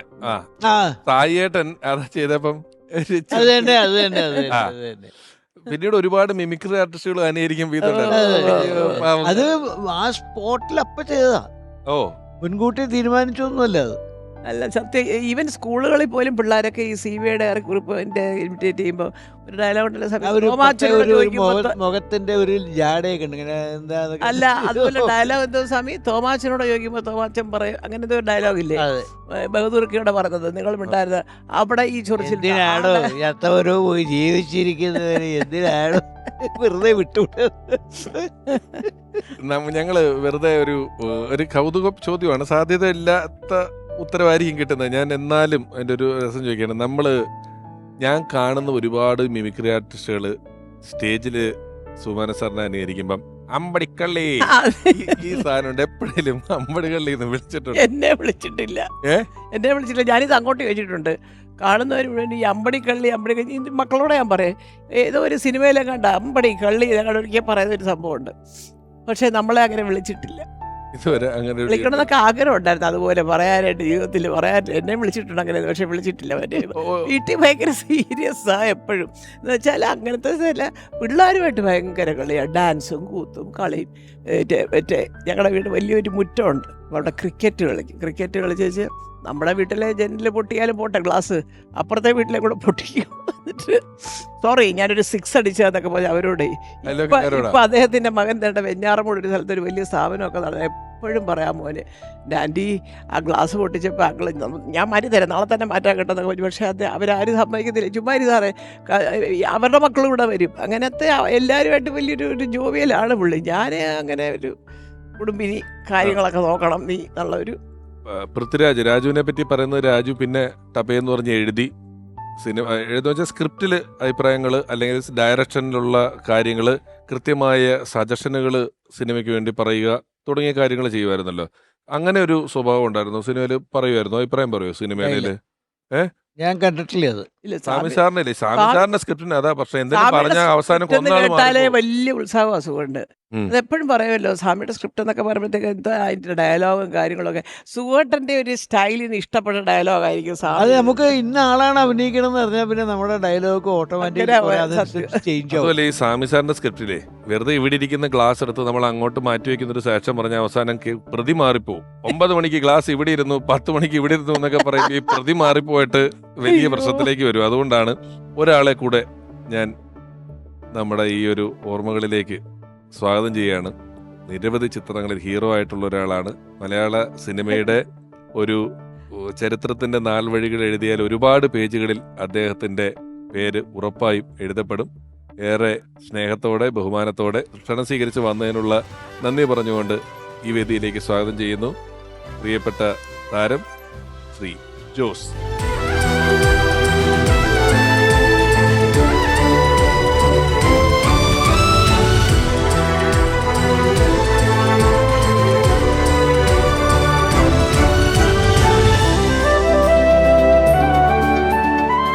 പറഞ്ഞത് വളരെ ശരിയാ. ഞാൻ വിചാരിക്കും എവിടെ പോയോ ഇടയ്ക്കിടയ്ക്ക്. നേരിട്ട് ബന്ധമില്ലാത്തൊരു കാര്യം, അത് ഒരു 2000-ലൊക്കെ ഒരു അനശ്വര നടൻ ജയന്റെ ഒരു തരംഗം വീണ്ടും ഉണ്ടായല്ലോ. അപ്പം ഞാൻ ഒരുപാട് മിമിക്രി ആർട്ടിസ്റ്റുകൾ സ്റ്റേജിൽ ഉല്ലാസ പൂത്തിരികൾ എന്നുള്ള പാട്ട് വെച്ച് ഇങ്ങനെ വരും. ഞാൻ അവരോട് തന്നെ ചോദിച്ചിട്ടുണ്ട്, നിങ്ങൾ ഈ പാട്ട് കണ്ടിട്ടുണ്ടോ?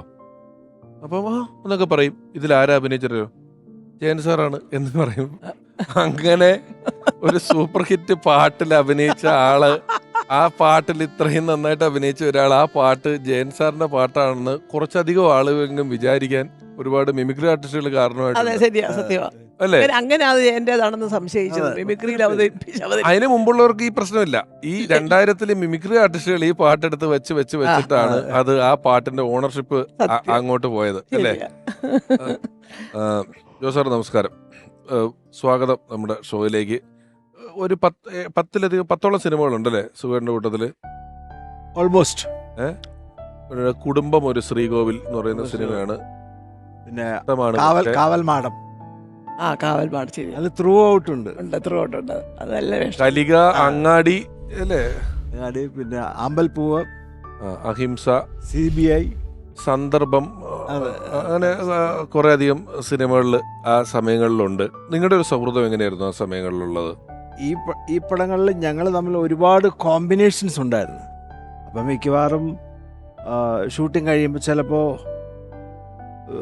സുഖു പോകുന്ന എറണാകുളം എയർപോർട്ടിലോട്ടായിരിക്കും. അപ്പം ഓൺ ദ വേ എൻ്റെ വീടുണ്ട്, ഞങ്ങളവിടെ കയറി ചായയൊക്കെ കുടിച്ചിട്ട് അല്ല തിരിച്ച് പുള്ളി ലൊക്കേഷനിലേക്ക് വരുമ്പോൾ എന്നെ ഒന്ന് കണ്ട് മറ്റേ ഫോണില്ലേ ഇങ്ങനെ നമ്പർ പ്ലീസ്, ട്രങ്ക് ബുക്ക് ചെയ്യുന്ന പരിപാടിയാണോ?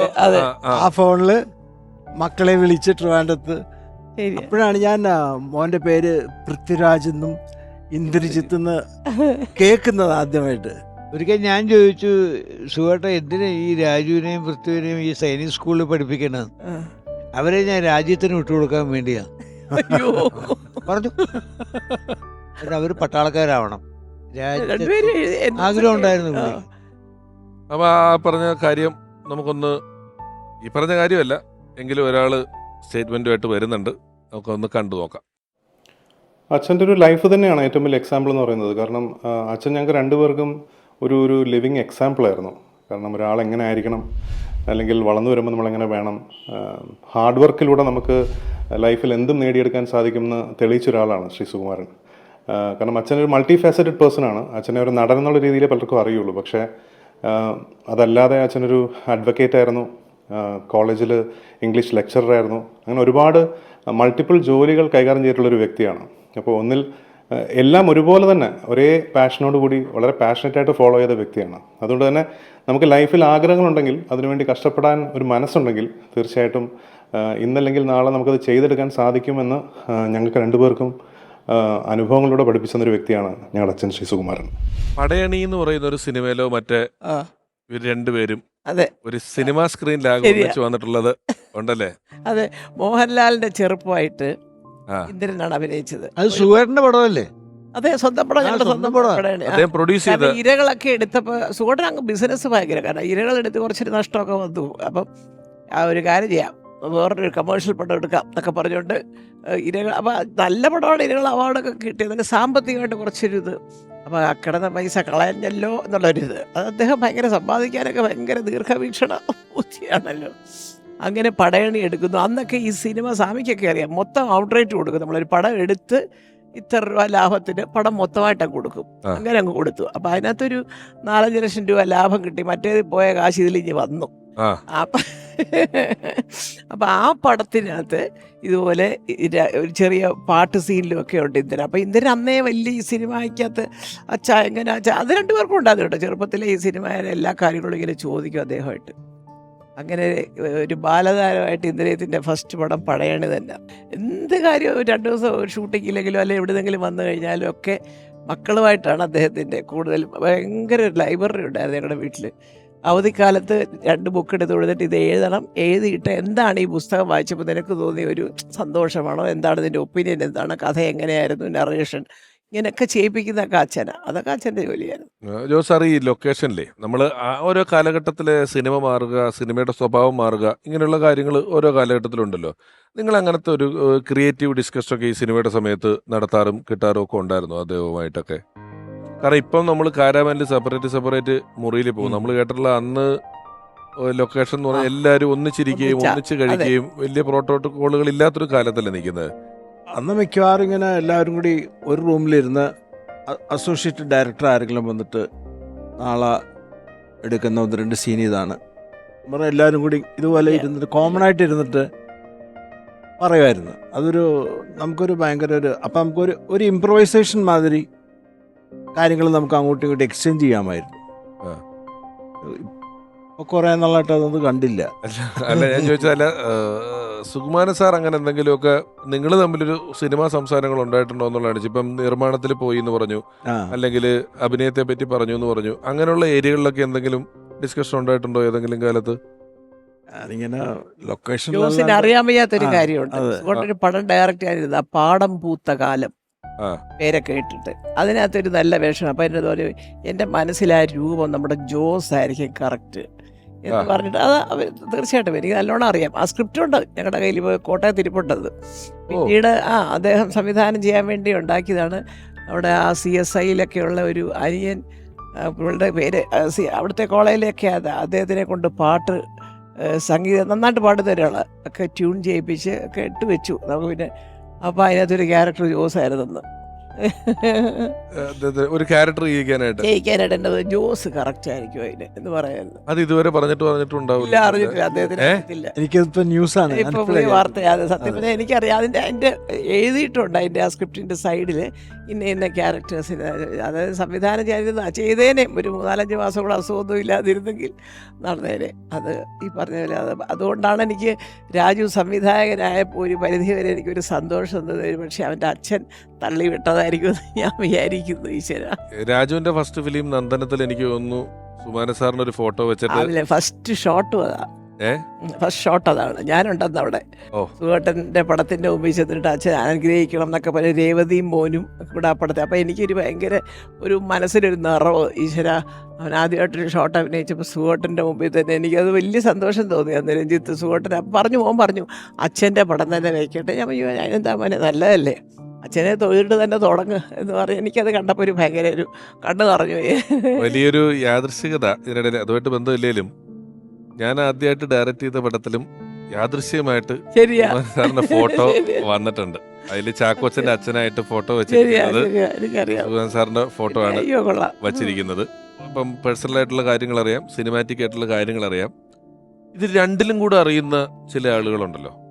ഒരുപാട് പേഴ്സണൽ കാര്യങ്ങൾ അറിയാം, ചിലപ്പോൾ അറിയാത്ത കുറെ സിനിമാ കാര്യങ്ങൾ ഉണ്ടാവും. കുറെ സിനിമാ കാര്യങ്ങൾ അറിയാം, കുറെ അറിയാത്ത പേഴ്സണൽ കാര്യങ്ങൾ ഉണ്ടാവും. ചില ആളുകൾ രണ്ടിടത്തും ഉണ്ടാവും. നമ്മൾ നിഴൽ പോലെ ഒപ്പം ഉണ്ടാവുക എന്ന് പറയും. എല്ലാ കാര്യങ്ങളും സംസാരിക്കാൻ, കൂടെ നടക്കാൻ. അങ്ങനെ ഒരാളും കൂടെ വരുന്നുണ്ട്. വേണേ ഒരു പേര് പ്രെഡിക്റ്റ് ചെയ്യാനുള്ള അവസരം തരും. അങ്ങനെ ഞങ്ങളുടെ കൂടെ ഒരു സന്തത സഹചാരിയായിട്ട് സുകുമാരൻ സാറിനോട് ഉണ്ടായിരുന്നത് നമ്മുടെ ഇപ്പോഴത്തെ പ്രൊഡക്ഷൻ കൺട്രോളർ ഇല്ലേ, സിദ്ധു പനക്കിൽ, ഞങ്ങളുടെ സിദ്ധാർത്ഥനെ ഒരു മൂത്ത മോൻ്റെ സ്ഥാനത്താണ് സുഖേട്ടൻ വെച്ചിരുന്നത്. അത് കഴിഞ്ഞ് കുറേ കാലം ഞങ്ങളുടെ കൂടെ കുഞ്ഞുങ്ങളുടെ ഒരു മൂത്ത സഹോദരനെ പോലെ സിദ്ധാർത്ഥൻ അത് എല്ലായിടത്തും എഴുതിയിട്ടുമുണ്ട്. ഞങ്ങൾ അങ്ങനെ അതൊന്നുമില്ല. സത്യം പറഞ്ഞാൽ സിദ്ധാർത്ഥൻ്റെ സ്വഭാവം കൊണ്ട് നമ്മൾ സ്നേഹിച്ചു പോയതാണ്. അങ്ങനെ അവസാനം പിന്നെ 7 ആർട്സ് വിജയകുമാറിൻ്റെ സ്വാതിരുന്നാളോ അങ്ങനെന്തോ ഒരു പടം വന്നപ്പോൾ സുഖേട്ടൻ തന്നെ പറഞ്ഞു സിദ്ധാർത്ഥനൊരു ലക്ഷ്യം വേണ്ടേ. പക്ഷേ എന്തായാലും സിദ്ധാർത്ഥൻ്റെ ജാതകം നല്ലതായിരുന്നു.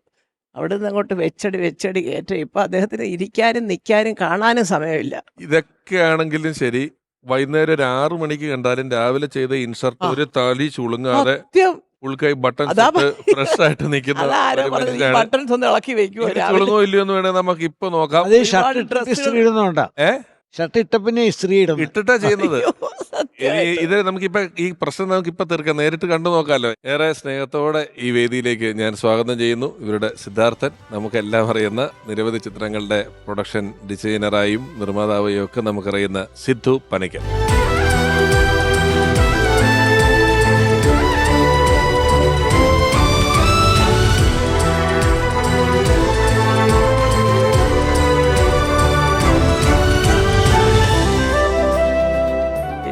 വയ്യ, ഞാൻ പറഞ്ഞതേ ഉള്ളു കേട്ടോ.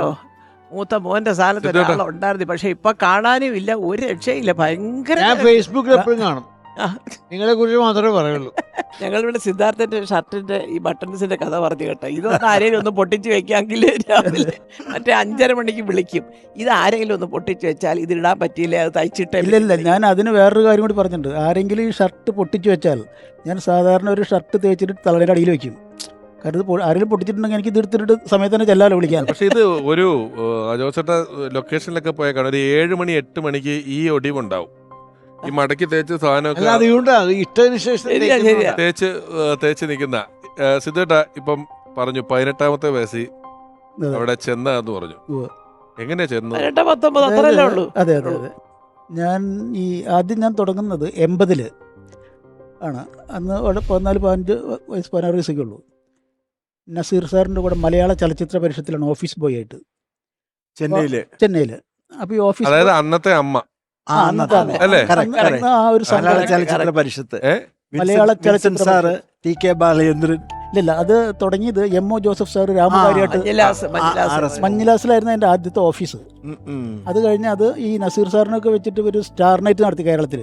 അതിൽ നിന്ന് കിട്ടിയ പൈസ കൊണ്ട് ഈ സുകുമാരി ചേച്ചി സൗത്ത് ബോഗ് റോഡിൽ സുകുമാരി ചേച്ചി വീടിൻ്റെ ഓപ്പോസിറ്റ് ഒരു 6-7 ഗ്രൗണ്ട് സ്ഥലം വാങ്ങിച്ചു. എന്നിട്ട് അവിടെ അതിൻ്റെ ഓഫീസ് തുടങ്ങി പുതുതായിട്ട്. അവിടുത്തെ ഓഫീസ് ബോയ് ആയിരുന്നു ഞാൻ. അങ്ങനെയാണ്. അതാണ് ഞങ്ങളുടെ കാലം. 6 സെന്റ് സ്ഥലം വാങ്ങിച്ചറിയാവോ? 6 സെന്ററിൽ 6 ഗ്രൗണ്ടാണ്. 6 ഗ്രൗണ്ട് ശരിയാ. എത്ര സെന്റ്? 5.5 സെന്റ് ഒരു ഗ്രൗണ്ട്, 5.5 സെന്റ്, അപ്രോക്സിമേറ്റ്ലി 5 സെന്റാണ് ഒരു ഗ്രൗണ്ട്. ഇത് അറിഞ്ഞായിരുന്നെങ്കിൽ ഇടവേള ബാബുച്ചേട്ടൻ ഇപ്പൊ തലയിറങ്ങി വീണേനെ. എത്രയോ ഷോ നടത്തിയിട്ട് ഒരു ഓഫീസ്. അങ്ങനെ ആ സ്ഥലം വാങ്ങിച്ച് അവിടെ ഓഫീസ് ബോയ് ആയി. അവിടെ ഓഫീസ് ബോയ് ആയിട്ട് അവിടെ വന്ന് നസീർ സാറാണ് president. Nazeer sir, MO Joseph sir, T K Balendra sir, TH Kodampuzha sir, GP Balan sir, KP Ummer sir, ഇവരൊക്കെയാണ് കമ്മിറ്റി മെമ്പേഴ്സ്. പ്രഭു സാറുണ്ട്, N Sankaran Nair sir vice president, Anthikad Mani എന്ന് പറഞ്ഞൊരു ആളുണ്ട്, ഒരു ഡയറക്ടറും സ്ക്രിപ്റ്റ് റൈറ്ററും ഈ ഡബ്ബിംഗ് സിനിമകളൊക്കെ എഴുതുന്ന ആളൊക്കെ, പുള്ളിയായിരുന്നു സെക്രട്ടറി. അപ്പോൾ അവിടെ ഓഫീസ് ബോയ്, അതാണ് തുടക്കം. അങ്ങനെ ഇരിക്കുന്ന സമയത്താണ് ഞാൻ നമ്മുടെ ആൽവിൻ ആൻ്റണി എന്ന് പറഞ്ഞ ആളെ പരിചയപ്പെടുന്നത്. അപ്പോൾ ആൻ്റണിയുടെ സ്ഥലത്ത് ഞാൻ ആൻ്റണിയുടെ താമസിക്കുന്ന സ്ഥലത്ത് ഞാൻ ഇടയ്ക്ക് പോകും. അപ്പോൾ അവിടെ KR ജോഷി, അന്ന് സുകുമാർ സാർ ഒരു പടം പ്രൊഡ്യൂസ് ചെയ്യാൻ തുടങ്ങുകയാണ്, നമ്മുടെ പടയണി എന്നൊരു സിനിമ.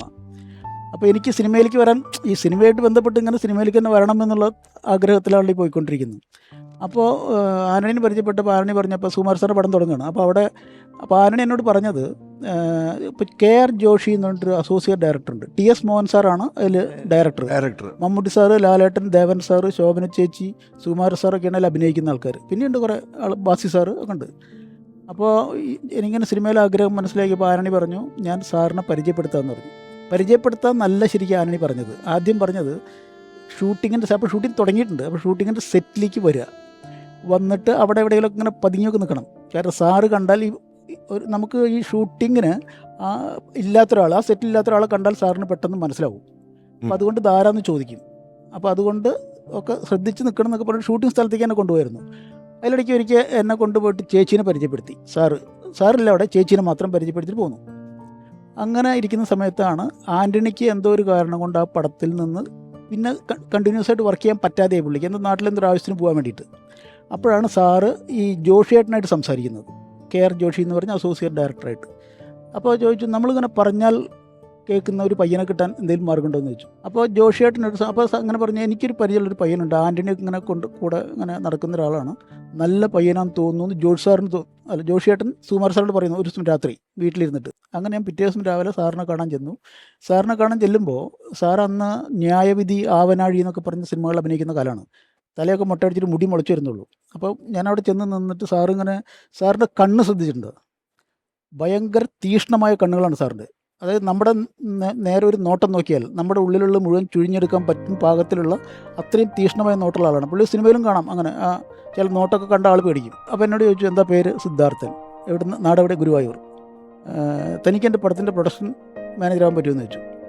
അപ്പോൾ ഞാൻ ഒരു സെക്കൻഡ് ആലോചിച്ച് മറുപടി പറഞ്ഞു, ഈ പ്രൊഡക്ഷൻ മാനേജർ എന്ന് പറഞ്ഞാൽ എന്താണെന്ന് എനിക്ക് അറിയില്ല എന്ന് പറഞ്ഞു.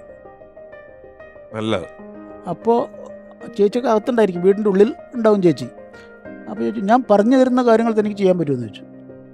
അപ്പോൾ ഞാൻ പറഞ്ഞു, തീർച്ചയായിട്ടും ചെയ്യാൻ പറ്റുമെന്ന് പറഞ്ഞു. എന്നാൽ തന്നെ എൻ്റെ പടത്തിൻ്റെ പ്രൊഡക്ഷൻ മാനേജറാക്കുക എന്ന് പറഞ്ഞു. സന്തോഷം. അപ്പോയിൻറ്റ് ചെയ്ത് മാത്രമല്ല, എന്നോട് ചോദിച്ചു, സാർ താൻ എവിടെ താമസിക്കണമെന്ന് ചോദിച്ചു. അപ്പോൾ ഞാൻ പറഞ്ഞു, അങ്ങനെ വടപഴനിയിലാണ് എൻ്റെ ഒരു അമ്മായിൻ്റെ ഒരു ബന്ധുണ്ട്, അവിടെ താമസിക്കാൻ പറഞ്ഞു. തനിക്ക് ഇവിടെ താമസിക്കൂടെന്ന് ചോദിച്ചു. പിന്നെ ഇത് കേട്ടത്രയും വലിയ സന്തോഷം. ആ കാലത്തൊരു സൂപ്പർ സ്റ്റാറിൻ്റെ കൂടെ നമ്മൾ താമസിക്കുക എന്ന് പറഞ്ഞാൽ അങ്ങനെ അന്ന് തന്നെ ഞാൻ അവിടെ നിന്ന് എൻ്റെ പെട്ടിയും പ്രമാണമല്ല പെട്ടി മാത്രം എടുത്തിട്ട് സാറിൻ്റെ വീട്ടിൽ താമസം തുടങ്ങി. അങ്ങനെ എത്ര കൊല്ലം? പിന്നെ ഈ പടയണി എന്ന് പറഞ്ഞ പടത്തിൻ്റെ ഷൂട്ടിംഗ് മുഴുവൻ. അപ്പോൾ സാർ എനിക്ക് ഒരു ശമ്പളം തീരുമാനിച്ചു. ഈ പടത്തിന് സാറിൻ്റെ കൂടെ നിൽക്കുന്നതിനൊരു ശമ്പളം, അതുകൂടാതെ ഈ പടത്തിന് ഒരു എമൗണ്ട് തീരുമാനിച്ചു. അത് കഴിഞ്ഞ് പടയണി കഴിഞ്ഞ കാലത്താണ്, കുറച്ച് കഴിഞ്ഞപ്പോൾ സാറ് എന്നോട് പറഞ്ഞു, നമ്മൾ ഉടനെ കണ്ടിന്യൂസ് സിനിമ എടുക്കും, സിദ്ധാർത്ഥിന് പ്രൊഡക്ഷൻ മാനേജറായിട്ട് തുടരാമെന്നൊക്കെ പറഞ്ഞു. പക്ഷേ സാറ് വീണ്ടും അഭിനയത്തിൽ ഭയങ്കര തിരക്കായി പോയി. പിന്നെ ഒരു സിനിമ പിന്നീട് ഉണ്ടായില്ല. അപ്പോൾ അങ്ങനെ ആ സമയത്താണ് തിരുവനന്തപുരത്തേക്ക് ഷിഫ്റ്റ് ചെയ്യുന്നത്, അവിടെ നിന്ന് ഇങ്ങോട്ട്. നിങ്ങളും ആ സമയത്ത് ഈ കഥ കേൾക്കലും പരിപാടികളൊക്കെ ഇപ്പോൾ ഉള്ള പോലെ തന്നെ അത്ര ഉണ്ടോ? അതൊരു വലിയ സംവിധായകരൊക്കെ ആണെങ്കിൽ കഥ പറച്ചിലൊന്നും ഇല്ലല്ലോ. ഇപ്പോഴത്തെ പോലുള്ള വിശദമായ പറച്ചിലൊന്നുമില്ല. ഒരു പടമുണ്ട്, ഡേറ്റ് ഇതാണ് ക്യാരക്ടർ ഇതാണ് എന്നൊക്കെ പറഞ്ഞ് ഇന്ന ഡേറ്റിൽ ഞാൻ വരും, അത് ഞാൻ എഴുതിത്തരാം, ഡേറ്റ് എഴുതിത്തരാം, നീ നോട്ട് ചെയ്തേക്കണം, ഡയറിയിൽ എഴുതിയേക്കണം, ആർക്കും കൊടുക്കരുത്, ആ ഡേറ്റ് വേറെ ആർക്കും കൊടുക്കരുത്. അത്ര വലിയ ആൾക്കാർ പറയുള്ളൂ. സ്ക്രിപ്റ്റ് വായിച്ചിട്ടുള്ള അതൊന്നും ഞാൻ കണ്ടിട്ടില്ല. നമ്മുടെ വീട്ടിൽ വന്നിരുന്ന ആരും ഫുൾ സ്ക്രിപ്റ്റ് വായിച്ചിട്ടുമില്ല. ആ സമയത്ത് അദ്ദേഹത്തിൻ്റെ ഒരു വലിയ സുഹൃത്ത് നിരവധി സിനിമകളിൽ അഭിനയിച്ചിട്ടുണ്ട്, ഹീറോ ആയിട്ട് അഭിനയിച്ചിട്ടുള്ള ഒരാളാണ്. ഞങ്ങൾ വിളിച്ചപ്പം ഇന്ന ആവശ്യത്തിനാന്ന് പറഞ്ഞപ്പോൾ സ്നേഹപൂർവ്വം വരാം, ചെയ്യാം, നമുക്ക് അദ്ദേഹത്തിന് എന്താ പറയാനുള്ളതെന്ന് കേൾക്കാം. സുകുമാരൻ, ഞാൻ ചെമ്പരത്തിയൊക്കെ അഭിനയിച്ചു കഴിഞ്ഞതിന് ശേഷം നിർമാല്യത്തിലൂടെയാണ് അദ്ദേഹം വരുന്നത്. ഞങ്ങൾ ഒരുമിച്ച് ഒരുപാട് ചിത്രങ്ങളിൽ അഭിനയിച്ചു, വളരെയേറെ ചിത്രങ്ങളിൽ അഭിനയിച്ചു. കൂടുതലും ഗോപികുമാർ ഡയറക്റ്റ് ചെയ്ത പടങ്ങളിലാണ് അഭിനയിച്ചത്. കണ്ണുകൾ, ഇവളൊരു നാടോടി, അങ്ങനെ ഒരുപാട് ചിത്രങ്ങൾ. പിന്നെ പി ചന്ദ്രകുമാർ സംവിധാനം ചെയ്ത അധികാരം, അങ്ങനെ കുറേ ചിത്രങ്ങളിൽ ഞങ്ങൾ ഒരുമിച്ച് അഭിനയിച്ചു. സുകുമാരനുമായിട്ട് വളരെ അടുത്ത ബന്ധമായിരുന്നു എനിക്ക്. അദ്ദേഹം അശോകനഗറിലായിരുന്നു താമസിച്ചിരുന്നത്, മദിരാശിയിൽ. ഞാൻ KK നഗറിലും, വളരെ അടുത്തടുത്താണ്. ഞാൻ സംവിധാനം ചെയ്ത കിളിപ്പാട്ടിൽ സുകുമാരനായിരുന്നു നായകൻ. നേരത്തെ ഞാൻ ആദ്യത്തെ ചിത്രത്തിൽ അഭിനയിച്ചപ്പോൾ അതിലെ നായകൻ ഇൻ്റർവെല്ലിന് ശേഷമാണ് വരുന്നത്, ശ്രീ പ്രേംനസീർ. ഇതിലും അതുപോലെ സുകുമാരൻ വരുന്നത് ഇൻ്റർവെല്ലിന് ശേഷമാണ്. ഞാൻ എൻ്റെ നാട്ടിൽ വെച്ചായിരുന്നു ഷൂട്ടിംഗ്. വളരെയധികം കോപ്പറേറ്റ് ചെയ്തു. എനിക്ക് വേണ്ടി എല്ലാ ദിവസവും വളരെ നേരത്തെ തന്നെ 6:15 ഞാൻ ഷൂട്ട് ചെയ്തിട്ടുണ്ട് രാവിലെ. ആ സമയത്ത് വളരെ നേരത്തെ എഴുന്നേറ്റ്, കാരണം അത് പൊതുവെ അങ്ങനെ ശീലമില്ലാത്തതാണ് സുകുമാരന്. പക്ഷേ എന്നിട്ടും വളരെ നേരത്തെ എഴുന്നേറ്റ് മേക്കപ്പ് ഇട്ട് 6:15 ഷോട്ട് അറ്റൻഡ് ചെയ്ത് അങ്ങനെയൊക്കെ വളരെയധികം കോപ്പറേറ്റ് ചെയ്തു. അതൊക്കെ എനിക്ക് മറക്കാൻ പറ്റാത്ത കാര്യങ്ങളാണ്. ഈ സംസാരിക്കുന്നത് ഒരു വലിയ കാലഘട്ടത്തെ കുറിച്ച്, നമ്മൾ ആളെ പറ്റിയാണ് സംസാരിക്കുന്നതെങ്കിൽ, നമ്മളൊരു വ്യക്തിയെ പറ്റിയാണ് ഓർക്കുന്നത് സംസാരിക്കുന്നതെങ്കിൽ, എനിക്കൊക്കെ ഇപ്പം ഞാനത് പറയാൻ കാരണം വെച്ചാൽ എനിക്ക് നസീർ സാറിനെ കളറിൽ ഓർക്കാൻ പറ്റുന്നില്ല.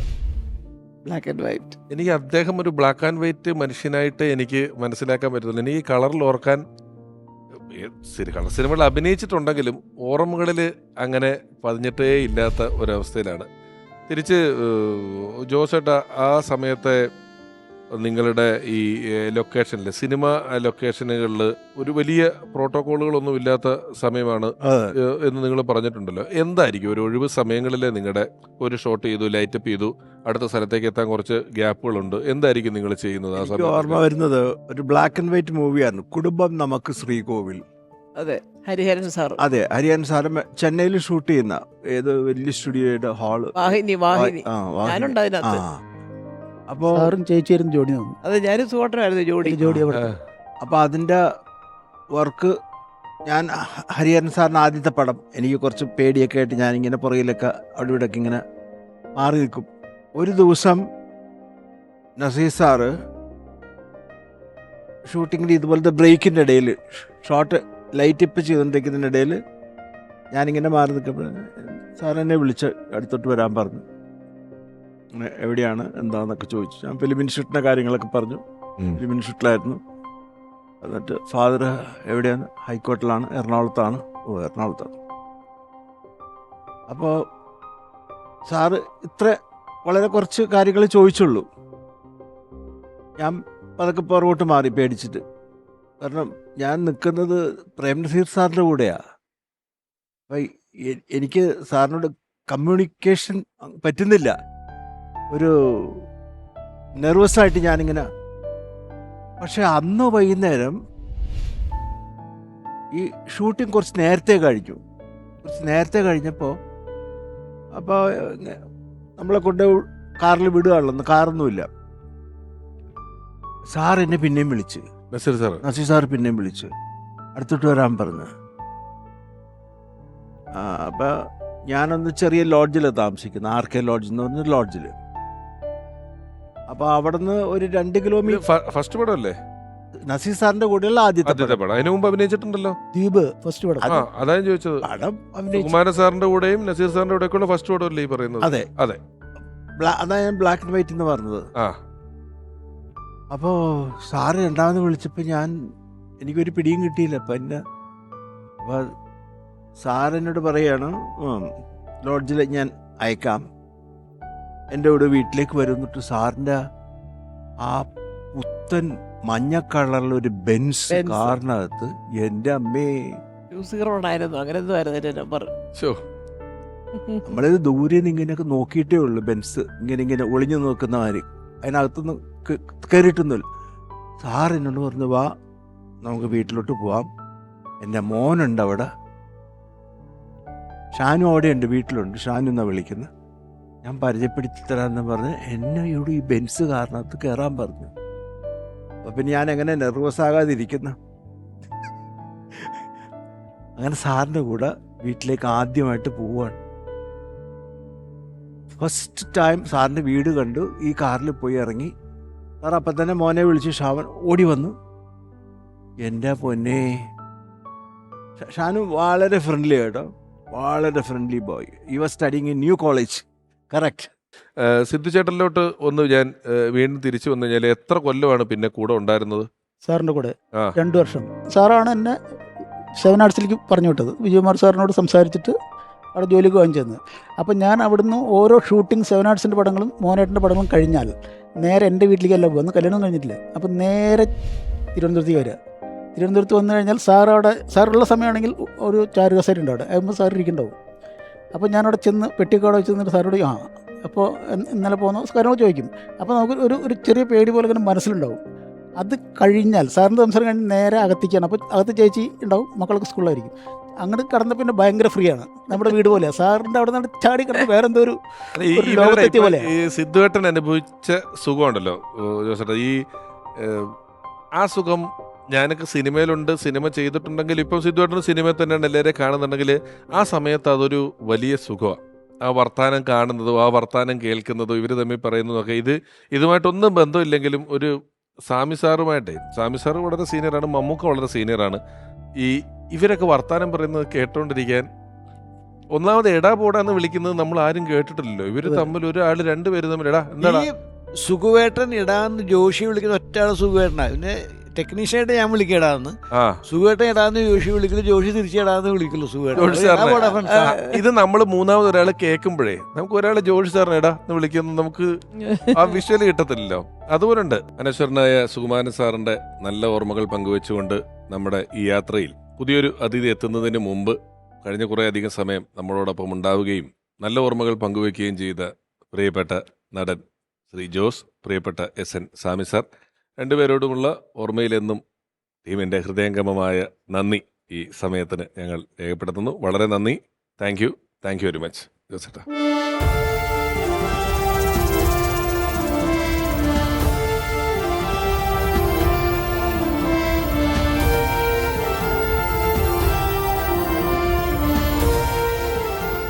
ഓർമ്മയിലെന്നും എന്നുള്ള ഈ പരിപാടിയിൽ നമ്മൾ സുമാന സാറിൻ്റെ അടുത്തെത്തിയ സിദ്ധുവേട്ടൻ്റെ കഥകൾ പറഞ്ഞു. ആ കഥയിലൊരു പേര് പരാമർശിക്കപ്പെട്ടു പോയി. എന്നോട് അവിടെ ചെന്ന് നിൽക്കണം, ലൊക്കേഷനിൽ ഇങ്ങനെ നിൽക്കണം, പുതിയൊരാൾ ലൊക്കേഷനിൽ വന്നാൽ സുമാന സാർ ഓട്ടോമാറ്റിക്കലി ആരാ പുതിയവനെന്ന് ചോദിക്കാൻ പാകത്തിന് നിൽക്കണം എന്നൊക്കെയുള്ള ഉപദേശം തന്ന ഒരാളെ കുറിച്ച് പറഞ്ഞു. ആൽവിൻ ആന്റണി ചേട്ടൻ്റെ പേര് പറഞ്ഞല്ലോ, അദ്ദേഹം എത്തിയിട്ടുണ്ട്. ഹൃദയപൂർവ്വം ഓർമ്മയിലെന്നും ഉള്ള ഈ പരിപാടിയിലേക്ക് സ്വാഗതം ചെയ്യുന്നു പ്രിയപ്പെട്ട നിർമ്മാതാവായ ആൽവിൻ ആന്റണി.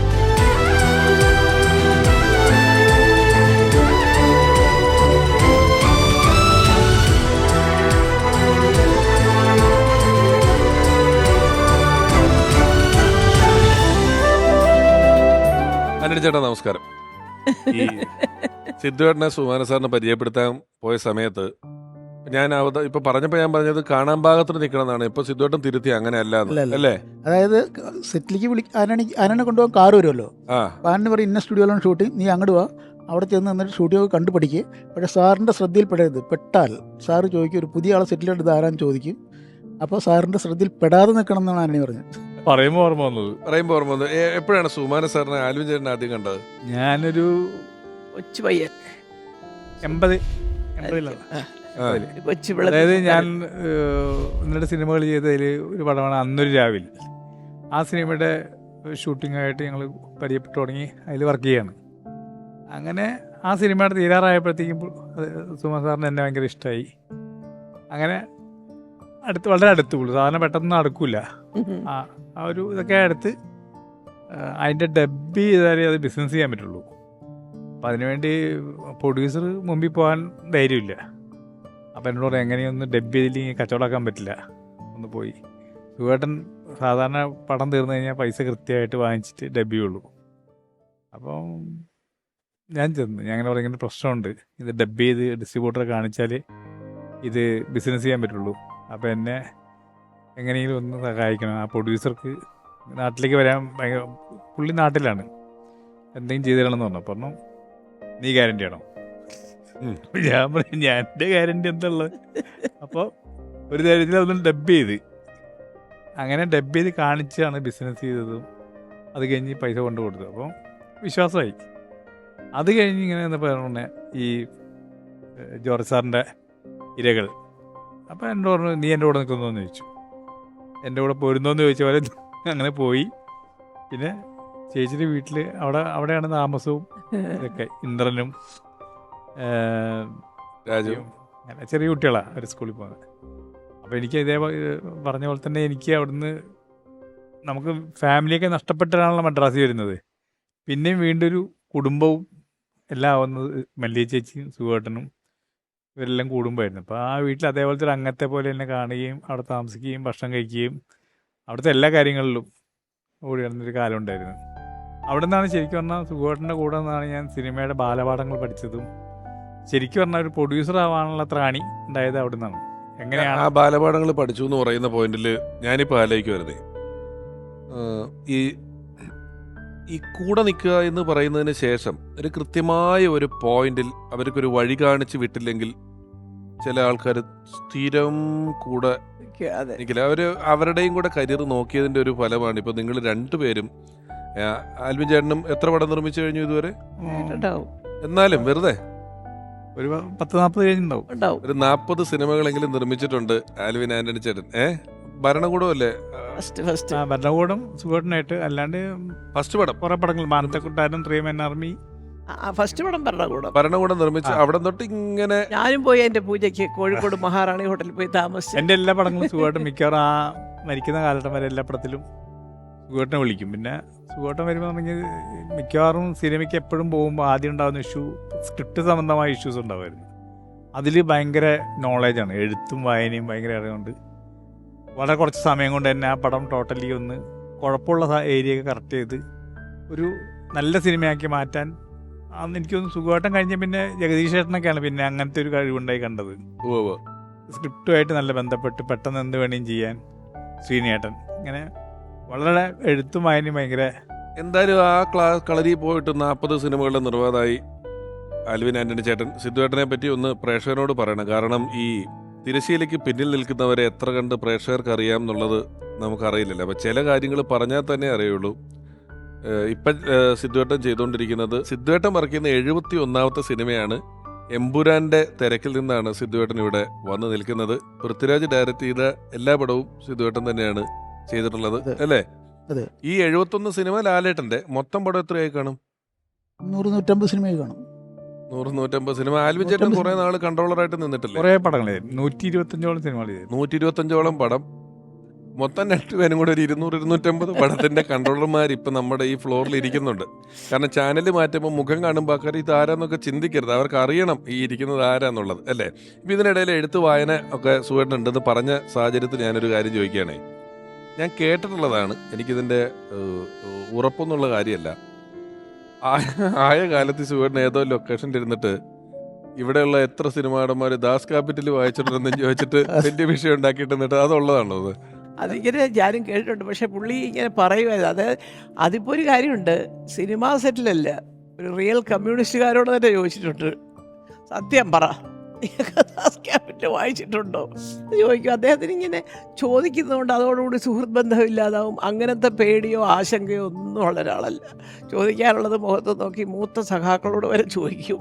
അപ്പോൾ അങ്ങനെ മിക്കവാറും അത്. പക്ഷെ വേറൊരു കാര്യം, ഇതെല്ലാം അദ്ദേഹത്തിൻ്റെ കയ്യിലുണ്ട്, അദ്ദേഹം വായിച്ചിട്ടുമുണ്ട്. എല്ലാ ലൈബ്രറിയിലെല്ലാം എന്തും പറയും, അതെല്ലാം അദ്ദേഹത്തിൻ്റെ കളക്ഷനിലുണ്ട്. അതുകൊണ്ട് ഇങ്ങനെ ധൈര്യമായിട്ട് ചോദിക്കും. എന്തെങ്കിലും വല്ലതൊക്കെ കമ്മ്യൂണിസ്റ്റിനെ കുറിച്ചൊക്കെ കൂടുതൽ പ്രസംഗിക്കാൻ വരുന്നവരോടൊക്കെ പറയും, അത് ശരി പാചകടിയുള്ളൂ, നീ ദാസ് ക്യാപിറ്റലോ അങ്ങനെ ചോദിക്കുന്ന ആളാണ് കേട്ടോ. അതൊരു അങ്ങനെ ചോദിച്ചിട്ടുണ്ടാവാൻ സാധ്യതയുണ്ട്. സുഖേട്ടൻ എപ്പോഴും ഒരുപാട് പുസ്തകങ്ങൾ പുതുതായിട്ട് വാങ്ങിച്ചുകൊണ്ടിരിക്കും. എനിക്കൊന്ന് ഈ പടയണി ഞാൻ കഴിഞ്ഞ് ചെയ്ത പടമാണ് പടയണി. അപ്പം ഞാനും അതിൻ്റെ തുടക്കത്തിലുണ്ടായിരുന്നു. പക്ഷേ സിദ്ധു വന്ന ശേഷം ഞാൻ വേറെ പടത്തായിട്ട് പോയതാണ്. അപ്പം ആ സിനിമ ഉണ്ടാക്കുമ്പോൾ പെട്ടെന്ന് മമ്മൂട്ടിയും മോഹൻലാലും എല്ലാം വന്നിട്ട് സിനിമ ഉണ്ടാക്കുമ്പം അതിൻ്റെ കഥയുടെ കാര്യത്തിലൊരു ചെറിയ സംശയം ഉണ്ടായിരുന്നു. അപ്പോൾ എന്നോട് പറഞ്ഞു, നീ പെട്ടെന്ന് പോയിട്ടൊരു ബുക്കുണ്ട് ഹെഗിംബോധൻസ് മൗണ്ട് റോഡിൽ മദ്രാസിൽ പോയിട്ട്, കൗണ്ട് ഓഫ് മോണ്ടി ക്രിസ്റ്റോ, ആ ബുക്ക് വാങ്ങിച്ചുകൊണ്ടാൻ പറഞ്ഞു. ഞാൻ ഓടിപ്പോയി അവിടെ പോയി തപ്പി അന്വേഷിച്ചപ്പോൾ ആ ബുക്കുണ്ട്. ബുക്ക് വാങ്ങിച്ച് കൊണ്ടുവന്നു. ആ ബുക്ക് കൈ കിട്ടി പിന്നെ സുഖമായിട്ട് എന്തൊക്കെ ചെയ്തതെന്ന് എനിക്ക് തന്നെ അറിഞ്ഞുകൂടാ. സിനിമയായി. പടയണിയുടെ ശരിക്കും കണ്ടന്റിൻ്റെ അതിൻ്റെ ഉള്ളിൽ നിന്നുള്ളൊരു അത് തന്നെയാണ് പടയോട്ടവും പല സിനിമകളുടെയും ഒരു ഇൻസ്പിറേഷൻ അതാണ്. പക്ഷെ ആ ബുക്ക് സുഖമായിട്ട് അത്രയും അറിവുണ്ട്. ഇന്ന ബുക്ക് ഇന്ന സ്ഥലത്ത് പോയി വാങ്ങിച്ചുകൊണ്ടിരാൻ പറഞ്ഞുള്ളൂ. അത് വന്നു സിനിമയായി. പിന്നെ അത് പെട്ടെന്ന് തന്നെ സെറ്റായി. ലോക സിനിമയിൽ തന്നെ ഈ പ്രതികാര കഥകളുടെ ഒരു ടെക്സ്റ്റ് ബുക്ക് ആയിട്ട് ഉപയോഗിക്കുന്ന എന്തെങ്കിലും വിവാദങ്ങളൊക്കെ ഉണ്ടായാല് ഡെസ്പാവോ അതോ ഭയങ്കര? അതൊട്ടുമില്ല, ഒരു ഡെസ്പും ഇല്ല. അങ്ങനത്തെ അത് ആരെയും ഒരു ഭയം ഇല്ലാതാണ്. കാരണം സ്വന്തം ജോലിയിൽ ഭയങ്കര ആത്മവിശ്വാസം കൂടുതലാണ്. എല്ലാത്തിലും ഞാൻ ആരുടെയും മുമ്പിൽ ഇങ്ങനെ വെറുതെ അല്ല, എനിക്ക് എൻ്റെതായ കഴിവുകൾ കൊണ്ടാണ് ജീവിക്കുന്നത്. അല്ല, നുണ പറയില്ല. പുള്ളിയുടെ ഏറ്റവും വലിയ നുണ പറയില്ല ആരോടും. സത്യസന്ധമായിട്ട് ഇതെനിക്ക് ഇതേ പറ്റത്തുള്ളൂ, ഇങ്ങനെ വേണം, ഇങ്ങനെ ചെയ്തിരിക്കണം എന്നുവെച്ചാൽ എന്നാൽ അവരെ ബുദ്ധിമുട്ടിക്കല്ലേ ചെയ്യുന്നത്. അവരുടെ വളരെ മാന്യമായിട്ട് പെരുമാറി നല്ല രീതിയിൽ ലൊക്കേഷനിലൊക്കെ എന്നുണ്ടെങ്കിൽ 15 ദിവസം വർക്ക് ചെയ്യേണ്ടതാണെങ്കിൽ പുള്ളി പോയി കഴിഞ്ഞാൽ 10 ദിവസം കൊണ്ട് തീരും ആ പടം. അത് ഭയങ്കര ഒരേ സമയം 2 പടം വർക്ക് ചെയ്ത് 2 തീർന്നിട്ടുണ്ട്. വടകര തേൻതുള്ളി KP കുമാരൻ, കോഴിക്കോട് മദാലസ ശങ്കരനായ സാറിന്റെ 2 തീർത്തു. ഒരേ ദിവസം പകലൊരു പടം, രാത്രി ഒരു പടം, അങ്ങനെ. നസീർ സാറ് കഴിഞ്ഞാൽ എനിക്ക് തോന്നുന്നു പ്രൊഡ്യൂസർക്ക് ഏറ്റവും കംഫർട്ടായിട്ടുള്ള ഹീറോ ആണ് സുഖേട്ടൻ. നസീർ സാറായിരുന്നു അങ്ങനെ ഒരു കാലഘട്ടത്തിൽ ഏറ്റവും ഓർമ്മയിലും ഇതുള്ളത്. പക്ഷെ സുഖേട്ടൻ അതിൻ്റെ അതേപോലെ തന്നെ ഈ നസീർ സാർ മറ്റു കാര്യങ്ങളിൽ ഇടപെടില്ല, ഒരു എല്ലാം ഡയറക്ടറോടെ സുഖേട്ടൻ. പക്ഷേ എന്തെങ്കിലും തെറ്റ് കണ്ട വിളിച്ച് അത് ഇങ്ങനെയല്ല ഇങ്ങനെയാന്നൊക്കെ പറഞ്ഞ് പാച്ചപ്പ് ചെയ്ത് വേഗം ഈ പ്രൊഡ്യൂസർക്ക് ഭയങ്കര നല്ലതാണ്. കാരണം സുഖേട്ടൻ വെച്ചെടുക്കുന്ന പടങ്ങൾ പെട്ടെന്ന് തീരുകയും ലാഭകരമാവുകയും ചെയ്യുമ്പോൾ ആണ് വീണ്ടും വീണ്ടും വീണ്ടും. നമുക്ക് ഇനി അദ്ദേഹത്തിൻ്റെ സമകാലീനായിട്ടുള്ള ഒരാൾ, ഇപ്പോഴും സിനിമയിൽ വളരെ സജീവമായിട്ടുള്ള ഒരാളാണ്. നമ്മൾക്ക് ഇരിക്കുന്ന പോലെ അത്യാവശ്യം വർത്താനം പറഞ്ഞിരുന്നാൽ നല്ല കഥകൾ പറയാനും പഴയ കാര്യങ്ങൾ പറയാനും ഒക്കെ വലിയ താല്പര്യമുള്ള ഒരാളാണ്. സിദ്ധുവേട്ടനെ പറഞ്ഞ പോലെ ഫേസ്ബുക്കിൽ ഇച്ചിരി എഴുത്തൊക്കെ ഉള്ള ഒരാളാണ്. നമുക്ക് മോഹൻ ജോസേട്ടൻ്റെ ഒരു സ്റ്റേറ്റ്മെൻറ്റ് കേൾക്കാം. 85-ൽ ഇരകൾ എന്ന സിനിമയുടെ ചിത്രീകരണത്തിനിടയിലാണ് ഞാൻ സുകുമാരനുമായിട്ട് അടുത്ത് ഇടപഴകുന്നത്. അതിനുശേഷം ഞങ്ങൾ ഒരുമിച്ച് അധികം പടങ്ങളൊന്നും ചെയ്തിട്ടില്ലെങ്കിൽ കൂടി എവിടെ വെച്ച് കണ്ടാലും വളരെ സൗഹാർദ്ദപരമായിട്ട് എന്നെ വിളിച്ച് അടുത്തിരുത്തി വിശേഷങ്ങളൊക്കെ പങ്കിടുമായിരുന്നു. ആ തലമുറയിലെ അതിബുദ്ധിമാനും വിദ്യാസമ്പന്നനും തനതായ ഒരു അഭിനയ ശൈലിയുടെ ഉടമയും ആരെയും കൂസാത്ത പ്രകൃതവും സർവോപരി ഒരു ഒറ്റയാനുമായിരുന്നു. ഈ സ്വഭാവവിശേഷങ്ങളാണ് എനിക്ക് സുകുമാരനോട് ഒരു മതിപ്പ് തോന്നാൻ കാരണം. അത് മാത്രമല്ല, അദ്ദേഹത്തിൻ്റെ മക്കൾക്ക് കൊടുത്ത ഒരു ഉപദേശമുണ്ട്. ഏത് സാഹചര്യത്തിലും സത്യമേ പറയാവൂ. ഒരു പക്ഷേ അത് ആദ്യം പ്രതികൂലമായി ബാധിച്ചേക്കാം, എന്നാലും ഭാവിയിൽ അത് നന്മയായിട്ടേ വരൂ. അത് വളരെ പ്രസക്തമായൊരു ഉപദേശമാണ്. ഈ കാലഘട്ടത്തിലെന്നല്ല, ഏത് കാലഘട്ടത്തിലും അത് പ്രായോഗികമാക്കേണ്ട ഒരു സംഗതിയാണ്. സത്യം. അതുപോലെ സാർ എനിക്ക് ആദ്യം ചെന്ന ഉടനെ 2 മുണ്ട് തന്നിരുന്നു. അവിടെ ചെന്ന ആദ്യത്തെ 2-3 ദിവസം കഴിഞ്ഞപ്പോൾ അത് ഞാൻ ഇന്നും സൂക്ഷിച്ചു വെച്ചിട്ടുണ്ട്. അതേ ഞാൻ ചേച്ചിക്ക് കാണിച്ചു കൊടുത്തു. തിരുവനന്തപുരത്ത് താമസം മാറി വന്നപ്പോൾ ഞാൻ ചേച്ചിക്ക് കാണിച്ചു കൊടുത്ത മുണ്ട് 2 ലുങ്കിയാണ്. ഈ ഗൾഫിൽ നിന്ന് കൊണ്ടുവരുന്ന ലുങ്കി. അതെ അതെ, അത് ഇപ്പോഴും എൻ്റെ കയ്യിലുണ്ട്. അതേമാതിരി ചേച്ചി കത്തെഴുതി എനിക്ക് മദ്രാസിലേക്ക് അന്ന്. എഴുതുന്നതെന്ന് വെച്ചാൽ അവിടെ സിനിമ ഷൂട്ടിങ് കഴിഞ്ഞാൽ നേരെ ഇങ്ങോട്ട് പോരെന്നാണ് ചേച്ചി കത്ത് എഴുതുക. അപ്പോൾ അതിൻ്റെ അടിയിൽ ഇന്ദ്രനും രാജു എഴുതും കത്ത്. ഇന്ദ്രൻ ഏകദേശം നന്നായിട്ട് തന്നെ എഴുതും, ഇംഗ്ലീഷിലാണ്. രാജു ABCD എന്നൊക്കെ എഴുതുക. ആ കത്തൊക്കെ എൻ്റെ ഇരിപ്പുണ്ട് ഇപ്പോഴും. ഞാൻ വന്നിട്ട് ഇവർക്ക് കാണിച്ചു കൊടുത്തിട്ടുണ്ടാകും. സമയത്ത് ഒരു ഫോട്ടോ കൊടുത്താൽ പോലും സിദ്ധാർത്ഥനെ കൊടുത്തു കഴിഞ്ഞാൽ അത് നല്ല ഭംഗിയായിട്ട് വയ്ക്കും. അത് അതുപോലെ നമുക്ക് തന്നെ തോന്നും, അയ്യോ ഇതിൻ്റെ ഒരു കോപ്പി നമുക്ക് എടുക്കാമായിരുന്നു. നമ്മുടെ കയ്യിൽ ഉണ്ടെങ്കിലും നമ്മൾ ഇത്ര ഒരു പുതിയ ഫോട്ടോ കാണുമ്പോൾ എല്ലാ സംഗതിയും സൂക്ഷിച്ച് വെച്ചിട്ടുണ്ട്. അങ്ങനെ ഓർമ്മകൾ സൂക്ഷിച്ചു വെക്കുന്നത് ഒരു തുടക്കത്തിൽ നമുക്കൊരു ആദ്യം കിട്ടിയ ഈ മുണ്ടിനപ്പോൾ എത്ര കാലത്തെ ഒരു പഴക്കമുണ്ട്? ഏതാണ്ട് 40 വർഷമുണ്ട്. ഇപ്പം അടുത്ത വർഷം 40ആയി. അദ്ദേഹത്തിന് ഈ ഹ്യൂമറിൻ്റെ ഒരു അവസ്ഥ എങ്ങനെയുണ്ട്? നർമ്മം പറയുമായിരുന്നോ അതോ? നർമ്മം പറയുകയൊക്കെ ചെയ്യും, പക്ഷെ അതൊരു സദസ്സറിഞ്ഞ് സംസാരിക്കുക എന്ന് നമ്മൾ പറയത്തില്ലേ എന്ന് പറഞ്ഞാൽ അദ്ദേഹത്തിൻ്റെ ഒരു മനസ്സറിഞ്ഞ്, അല്ലെങ്കിൽ അതുപോലെ തന്നെ വളരെയധികം ചെറുപ്പം മുതലേ ഉള്ള കൂട്ടുകാർ ഇതുപോലെ വളരെ സ്വാതന്ത്ര്യമായിട്ട് എന്തും സത്യമായി ഞാൻ പറയട്ടെ, ഇന്നത്തെ തലമുറയിൽ സുഖേട്ടൻ ഏറ്റവും അതുപോലെ കണ്ടിരുന്നത് മമ്മൂട്ടിയാണ്. ഞാൻ പല ഇൻ്റർവ്യൂവിലും ഞാനത് പറഞ്ഞിട്ടുണ്ട്, മമ്മൂക്കയുടെ തന്നെ പറഞ്ഞിട്ടുണ്ട്. എപ്പോഴും പറയും, എൻ്റെ കൂട്ടാ നാക്കൊന്ന് വളഞ്ഞു പോകും ചിലപ്പോൾ, പക്ഷേ അടുത്ത മിനിറ്റിൽ മമ്മൂട്ടി അത് തിരുത്തുകയും ചെയ്യും, അതിനകത്തൊരു ഖേദം പറയുകയും ചെയ്യും. അത് വളരെ കുറച്ച് പേർക്ക് അത് സാധിക്കുള്ളൂ. അതൊരു നല്ല മനസ്സുള്ളതുകൊണ്ടാണ് അദ്ദേഹത്തിന് അത് സാധിക്കുന്നത്. അപ്പോൾ അതുകൊണ്ട് അങ്ങനെ എന്തെങ്കിലുമൊക്കെ ഉണ്ടെങ്കിൽ ചില തമാശയൊക്കെ ഇരുന്ന് പറഞ്ഞ് ഇരിക്കുകയൊക്കെ ചെയ്താൽ അതൊരു പൊതുവേദിയിൽ ഇരുന്നിട്ട് ഒരു തമാശന് വേറൊരു തമാശ അതില്ല, അത് കുറവാണ്. ഏതോ കുറുക്കന്റെ കല്യാണോ അങ്ങനെ അത് കുറച്ച് ഹ്യൂമറും പരിപാടികളൊക്കെ സത്യന്റെ ഫസ്റ്റ് പടവാ. ശരിക്കും പറഞ്ഞാൽ ഞങ്ങൾ താമസിച്ച ഫ്ലാറ്റിന്റെ പുറകെ തന്നെയായിരുന്നു എൻ്റെ ആദ്യത്തെ ഷോട്ടൊക്കെ എടുത്തതും ഒക്കെ. അത് കഴിഞ്ഞ കിന്നാരം, ആ പടങ്ങളൊക്കെ ഈ പറഞ്ഞിട്ടുണ്ട്. നെടുമുടി ചേട്ടനും ഒക്കെ ആയിട്ട് നല്ല രസമല്ലേ. ഡാൻസും ഒന്നും വലിയ ഡാൻസും അതെ. പിന്നെ ഈ ഓവറായിട്ട് പ്രേമിച്ചിട്ടുള്ള പാട്ടുകളൊക്കെ ഇല്ല. അതെന്താ വെച്ചാൽ ഞാൻ പറയാൻ കാര്യം ജോഷി സാറിനറിയാം. ഞാനത് പറഞ്ഞിട്ടുണ്ട് ഇൻ്റർവ്യൂവിലൊക്കെ. കാരണം അവിടെ ഒരു പാട്ട് ഊട്ടിയിൽ ബൊട്ടാണിക്കൽ ഗാർഡൻസിൽ പൊന്മേഘം കൂടെ ചൂടും വെണ്ണിലാവിൻ ചന്ദ്രിക, അപ്പോൾ അംബികയാണ് കൂടെ അഭിനയിക്കുക. അപ്പോൾ അംബിക നല്ല കറക്റ്റായിട്ട് തമിഴിലൊക്കെ അഭിനയിച്ച് ഈ പ്രേമമൊക്കെ സ്വിച്ചിട്ട പോലെ വരുമല്ലോ. അത് കറങ്ങി തിരിഞ്ഞ് സുഖേട്ടൻ്റെ സുഖത്തെ പ്രേമം അഭിനയിക്കുന്നതിൻ്റെ ഇടയിൽ കൂടെ അംബിക ചേച്ചി ഒന്നാ സുഖേട്ടനോട് പറയൂ ആ സിഗരറ്റ് ഒക്കെ ഒന്ന് കയ്യിൽ നിന്ന് ചിരിക്കാൻ പറയൂ, ഇതെന്തോന്ന് ചേച്ചി. അപ്പോൾ ഉള്ള സുഖേട്ടൻ്റെ അമ്മ സുഖേട്ട എന്തോ സുഖേട്ടൻ്റെ അംബിക ഇങ്ങനെയൊക്കെ അതാ ഭാര്യയുമായിട്ട് റോഡിൽ കൊണ്ടാക്കുമ്പോഴേ സിഗരറ്റൊന്നും വലിക്കരുത്, ഇങ്ങനെ പ്രേമിച്ചുകൊണ്ട് നടക്കുന്നത് എവിടെ അടി, ഇതൊക്കെ ചുമ്മാ ഇങ്ങനെ എന്നെ ഓരോന്ന് പറയാൻ പുള്ളിക്ക് പ്രേമം അഭിനയിക്കാൻ ചെറിയ മടിയുണ്ട്. വെറുതെ പാട്ട് പാടി ചിരിക്കുക അതൊക്കെ ഓക്കെയാണ്. പക്ഷെ ഒരു ഓവർ പ്രണയം കാണിക്കാനും ഒരു അത്ര ഇല്ല. അത് ജീവിതം അതുപോലെയാണല്ലോ. മറ്റുള്ളവരുടെ മുമ്പിൽ വെച്ച് എൻ്റെ ഭാര്യ അങ്ങനത്തെ ഒരു ഷോ ഇല്ല. അല്ല, ഇപ്പം നേരത്തെ രാജുവിനും അതേ സ്വഭാവമാണെന്ന് ആൽവിൻ ചേട്ടൻ പറഞ്ഞല്ലോ. അപ്പം ഈ നമ്മളിപ്പോൾ നേരത്തെ പറഞ്ഞ പോലെ ക്ഷുഭിത യൗവനം, ഒരു വടക്കേന്ത്യയിൽ അത് അമിതാഭ് ബച്ചൻ പിടിച്ചിരിക്കുന്നു എന്ന് പറയുന്ന ഈ ക്ഷുഭിത യൗവനം എന്ന് പറയുന്നതിൻ്റെ പ്രതീകമായിട്ട് നമ്മൾ പറയുന്നുണ്ട്. അപ്പം ഞാൻ ചോദിക്കുന്നത്, ഇപ്പം പൃഥ്വിരാജ് അത്യാവശ്യം ആ പേരുകളെല്ലാം കിട്ടുന്നുണ്ട്. അല്ല, സുകുമാർ സാറിന്റെ ആദ്യത്തെ പേര് തന്നെയായിരുന്നു. അതെ, ക്ഷുഭിത അതാ ഞാൻ പറഞ്ഞു. യൂണിവേഴ്സിറ്റി കോളേജിലൊക്കെ വെച്ചിട്ട് ആ പിള്ളേരൊക്കെ അത് സുഖം ഇറങ്ങിയപ്പോൾ ആംഗ്രി യങ് മാൻ, ആംഗ്രിയ. ഇത് കുറച്ച് പൃഥ്വിരാജനും അത്യാവശ്യം കുറച്ചല്ല അതേ സ്വഭാവം, വെട്ടിത്തുറഞ്ഞ് പറയും, സത്യസന്ധമായിരിക്കും. പുള്ളി പറ്റുമെങ്കിൽ പറ്റും, പറ്റില്ലെങ്കിൽ പറ്റില്ല. അതില് എന്ത് ആ സമയത്തുള്ള പ്രശ്നം മാത്രമേ ഉള്ളൂ പറയുമ്പോൾ. ഈ വെറുതെ പുറകെ പ്രൊഡ്യൂസേഴ്സിനെ നടത്തുകയോ മറ്റ് ഡയറക്ടർമാരെ നടത്തുകയൊന്നുമില്ല. എനിക്ക് പറ്റുമെങ്കിൽ പറ്റും.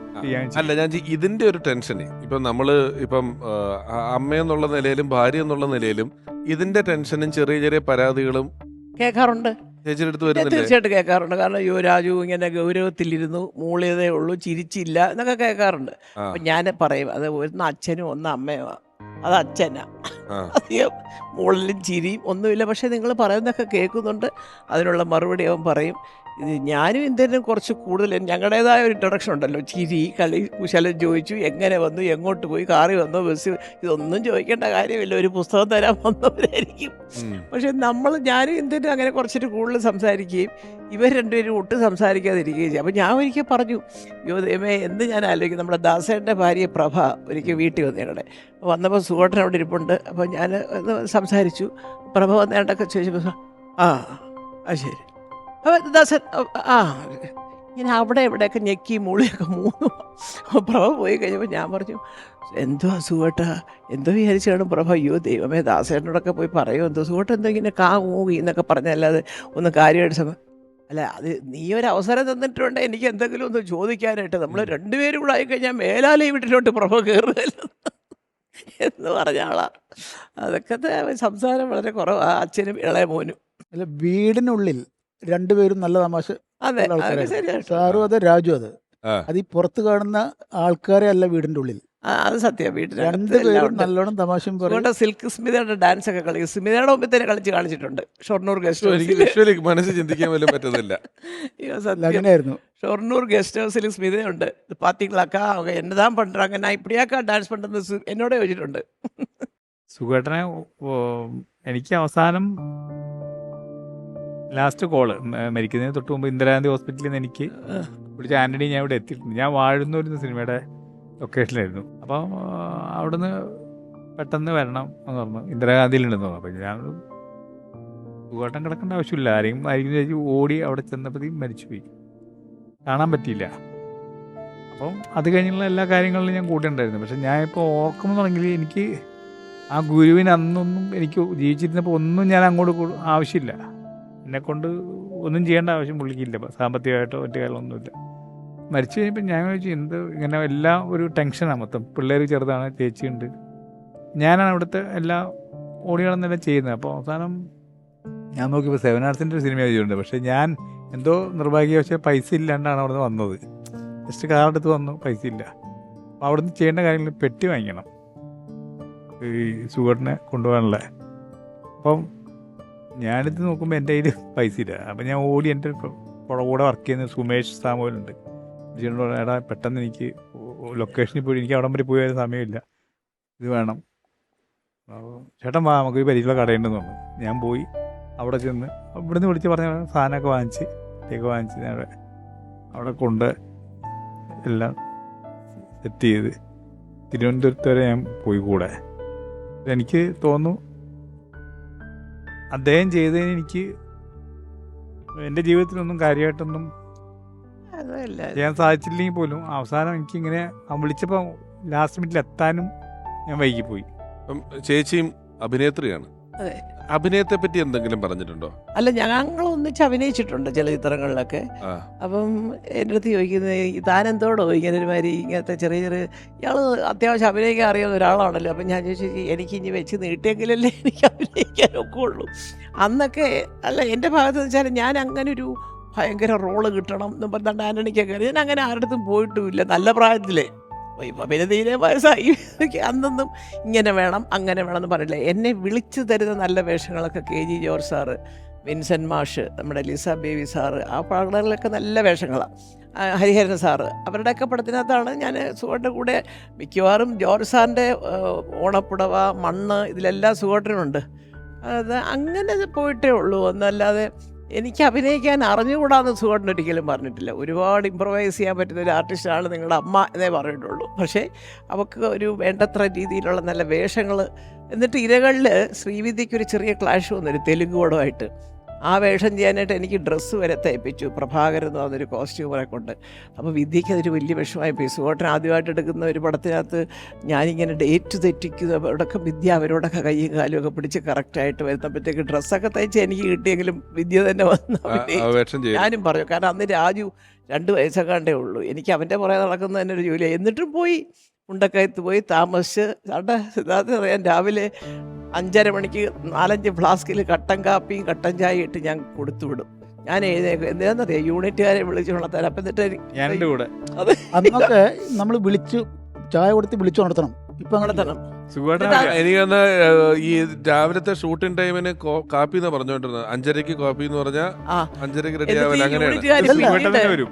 സുഖേട്ടൻ മരിച്ചൊരു 3-4 കൊല്ലം കഴിഞ്ഞപ്പോൾ യൂണിറ്റുകാരനോട് പറയാം, മാഡത്തിന് അറിയാവോ ഒന്നും തോന്നല്ലേ, എന്താ സാറ് ഹോൺ അടിക്കും. ഹോട്ടലിൻ്റെ ഗേറ്റ് വന്നില്ല, 5 മണിക്ക് സെക്യൂരിറ്റി ഗേറ്റ് തുറക്കാൻ. അപ്പോൾ തലേ ദിവസം രാത്രിയിൽ ബ്രഷിൽ പേസ്റ്റ് ഇങ്ങനെ എടുത്ത് തലയ്ക്ക് വെച്ചിട്ടുണ്ട് അവർ. അപ്പോൾ സുഖേട്ടൻ്റെ ഹോൺ അടിക്കുമ്പോൾ എല്ലാവരും എഴുന്നേറ്റ് സാറേ പല്ലേച്ചിരി കുളിയും കൂടെ ഉള്ളത്. അപ്പോൾ ഈ ഹോൺ അടിക്കുന്ന കേട്ടോണ്ട് ഇത് വരച്ചോണ്ട് നിൽക്കുക. എനിക്ക് ആ ക്ലാസ് കിട്ടിയതെന്നറിയോ, നമ്മൾ 7 മണിക്ക് ഷൂട്ടിങ് തുടങ്ങുന്ന പറഞ്ഞാൽ 7 മണിക്ക് ഷൂട്ടിങ് ക്യാമറ ഓൺ ചെയ്യണം. അതിനു മുമ്പ് നമ്മൾ അസംബ്ലി തിരിക്കണം. അത് കഴിഞ്ഞ് നമ്മൾ ഷൂട്ടിംഗ് ടൈം കഴിഞ്ഞ് എവിടെ പോയാലും ഒരു പ്രശ്നമില്ല. പക്ഷെ ആ വർക്ക് ചെയ്യുന്ന ഹവേഴ്സ് നമ്മൾ കറക്റ്റായിട്ട് കൃത്യമായിട്ട് മണിക്കൂറുകൾ ഇത്ര സീൻ എടുത്തിരിക്കണം. അതൊക്കെ പിന്നെ എനിക്ക് തോന്നുന്നു ഞാൻ ഈ സ്ക്രിപ്റ്റ് വായിക്കാൻ തുടങ്ങിയത് സുഖേട്ടൻ കാരണമാണ്. കാരണം ഒരു സ്ക്രിപ്റ്റ് വായിച്ചാൽ നമുക്കൊരു സിനിമ എങ്ങനെ പ്ലാൻ ചെയ്യണമെന്ന് ഒരു പ്രൊഡക്ഷൻ കൺട്രോളർക്ക് അല്ലെങ്കിൽ പ്രൊഡ്യൂസർക്ക് ആവശ്യമാണത്. ഇത് വായിച്ചു കഴിഞ്ഞാൽ നമുക്കറിയാം ഏത് സാധനം എവിടെ വേണം, എങ്ങനെ വേണം, എന്തിനു വേണം, ആവശ്യമുണ്ടോ ഇല്ലയോ, ഇതെല്ലാം നമുക്ക് തന്നെ ഡിസൈൻ ചെയ്യാം. പിന്നെ നമ്മുടെ കൂടെ ഉള്ളവരെ വർക്ക് ചെയ്ത് പ്രാക്ടിക്കലാക്കി എടുത്താൽ മതി. ഈ ഡയറക്ടർ സ്ക്രിപ്റ്റ് റൈറ്റർ മാത്രം സ്ക്രിപ്റ്റ് പഠിച്ചാൽ പോരാ, ആ ഡയറക്ടറും പ്രൊഡക്ഷൻ കൺട്രോളറും എല്ലാവരും വായിക്കണം. അപ്പം എന്നുണ്ടെങ്കിൽ നമുക്ക് എല്ലാ കാര്യം ഏതാ എടുക്കാൻ പോകുന്നതെന്ന്, നാളെ എത്ര സീൻ എടുക്കുന്നു, എവിടെ ഉണ്ട്, ആരൊക്കെ വേണം, എങ്ങനെയാണ് ഫുൾ ബൈഹാർട്ടായി തലയ്ക്കാതെ അത് കയറ്റാൻ പഠിപ്പിച്ചത് സുഖേട്ടനാണ്. ആ ഒരു സ്കൂള് കുറച്ച് രാജുവിനുണ്ട്. ഞാൻ അഭിനയിക്കാൻ പോയി ബ്രോഡാഡിയിൽ. തലേ ദിവസം 8 മണിക്ക് എൻ്റെ വരെ സീനിങ് വന്ന് കയ്യിൽ. ഇതാണ് ചേച്ചിയുടെ സീൻ എന്നൊക്കെ പറഞ്ഞാൽ ഇതായിരുന്നു ഡയറക്ടർ, അവരാര് പൃഥ്വിരാജോ? അതിൻ്റെ ഒരു ഗുണം എന്താ അറിയോ, നമ്മൾ സ്ക്രിപ്റ്റ് വായിച്ചു കഴിഞ്ഞാൽ പെട്ടെന്ന് ഷൂട്ടിങ്ങിന് എന്തെങ്കിലും തടസ്സം നേരിട്ടാൽ, പെട്ടെന്ന് എന്തെങ്കിലും ലൊക്കേഷൻ മാറി മഴ പെയ്യുകയൊക്കെ ചെയ്താൽ നമുക്ക് ഈ കഥേനെ പറ്റി അറിയാമെങ്കിൽ നമുക്ക് തന്നെ ഡയറക്ടർ പറയാം, സാർ നമ്മൾ ഇന്ന ആർട്ടിസ്റ്റുകളുണ്ട്, ഇന്ന സീൻ ഇവരെ വെച്ച് ഇന്ന സ്ഥലത്ത് എടുത്തുകൂടെ എന്ന് ചോദിക്കാൻ പറ്റും. അത് സ്ക്രിപ്റ്റ് ഫുള്ളായിട്ട് നമ്മൾ വായിച്ച് മനപ്പാടം. ഞാൻ അങ്ങനെ ചെയ്യുന്നതാണ്. ഞാൻ ആദ്യം തന്നെ ഒരു സിനിമയ്ക്ക് തന്നെ വിളിച്ച് ഞാൻ ആദ്യം സ്ക്രിപ്റ്റേ ചോദിക്കും വായിക്കാൻ. അത് വായിച്ചു കഴിഞ്ഞാൽ നമുക്ക് ഒരു എന്താണ് ചെയ്യേണ്ടതിന് ഒരു ഐഡിയ ഉണ്ടാവുന്നുണ്ട്. രാജു അതുപോലെ എല്ലാം ഹോംവർക്ക് ചെയ്ത് തലേ ദിവസം ഒരു കോസ്റ്റ്യൂമേഴ്സിന് ഒരു കോപ്പി, മേക്കപ്പിന് കോപ്പി. അപ്പോൾ സിദ്ധാർത്ഥ ഞങ്ങളുടെ ഇതൊക്കെ കൊണ്ട് തരും. നാളെ ചേച്ചിക്ക് 9:30 എന്ന് പറഞ്ഞാൽ 9:30 എൻ്റെ മുഖത്തേക്ക് ക്യാമറ ഓൺ ചെയ്തിരിക്കും അവൻ. രാജുവിൻ്റെ പ്രത്യേകത അത് മാത്രമല്ല, സാധാരണ നമ്മളിപ്പോൾ ഒരു ഡയറക്ടർ സെറ്റിൽ വന്നു കഴിഞ്ഞാൽ അവിടെ ഇരുന്ന് സ്ക്രിപ്റ്റ് ഒന്ന് നോക്കി ഷോട്ട് ഡിവൈഡ് ചെയ്ത് ഒക്കെ അല്ലേ ഷോട്ട് എടുക്കുക, അങ്ങനെയല്ല സാറിന് നാട്ടിൽ. ഇപ്പോൾ പിഷാദ് ആണെങ്കിലും അങ്ങനെ ആയിരിക്കും ചെയ്തിട്ടുണ്ടാവുക. രാജു തലേ ദിവസം തന്നെ ഇന്ന സീനാണ് എടുക്കാൻ പോകുന്നത്, ഇന്ന ആർട്ടിസ്റ്റുകളാണ് അവർ, ഇന്ന ഇതിലാണ് ക്യാമറ വേണ്ടത്, ഇതൊക്കെ എല്ലാം കംപ്ലീറ്റ് പറഞ്ഞു കൊടുത്തിട്ടുണ്ടാവും. രാജുവിൻ്റെ കൂടെ വർക്ക് ചെയ്യുന്ന എല്ലാവരും നേരത്തെ എത്തിയിട്ട് എല്ലാം കറക്റ്റ് ലൈറ്റപ്പ് ചെയ്ത് മേക്കപ്പ് ചെയ്ത് നിർത്തി കഴിഞ്ഞാൽ രാജു വന്നു മോണിറ്റർ മുമ്പിൽ ഇരിക്കുന്നു, ടേക്കാണ്. അതായത് പുള്ളി വന്ന് 1 മിനിറ്റിനുള്ളിൽ ഷൂട്ടിംഗ് തുടങ്ങും. അങ്ങനെയാണ് ഈ 3 സിനിമകൾ. തലേ ദിവസം എല്ലാം പ്ലാൻ പോകുള്ളൂ. ലൊക്കേഷൻ ഷൂട്ടിംഗ് കഴിഞ്ഞ് കഴിഞ്ഞാൽ 1/2 മണിക്കൂർ അവിടെ നിൽക്കും. എന്നിട്ട് എല്ലാം പറഞ്ഞു കൊടുത്തതിന് ശേഷം പോകുള്ളൂ. അത് വന്നിരുന്നാൽ 5 മിനിറ്റിനുള്ളിൽ ഷൂട്ട് ചെയ്യും, 5 മിനിറ്റിനുള്ളിൽ ടേക്ക്. അപ്പോൾ ഈ ആർട്ടിസ്റ്റ് വന്ന് നിൽക്കും അവിടെ. നമ്മളിപ്പം സിനിമയിൽ അടുത്ത് പ്രവർത്തിക്കുന്നവർ, അറിയുന്നവർ, അങ്ങനെയുള്ളവർ മാത്രമല്ല, ഒരു സിനിമാടനെ സംബന്ധിച്ചിടത്തോളം ആരാധകരായിട്ടുള്ള ആളുകൾ, ഇഷ്ടപ്പെടുന്ന ആളുകൾ, അങ്ങനെ ഒരുപാട് പേര് പലപ്പോഴും പല ഏരിയകളിൽ അവരുടെ സാന്നിധ്യമായിട്ടും അവർക്ക് വേണ്ടിയും ഒക്കെ നിൽക്കാനും വർക്ക് ചെയ്യാറും ഒക്കെ ഉണ്ട്. അത്തരത്തിലൊരാളാണ് വിനയൻ എന്ന് പറയുന്ന ചേട്ടൻ. വിനയൻ ചേട്ടൻ എന്താ പറയാനുള്ളതെന്നൊന്ന് കേൾക്കാം.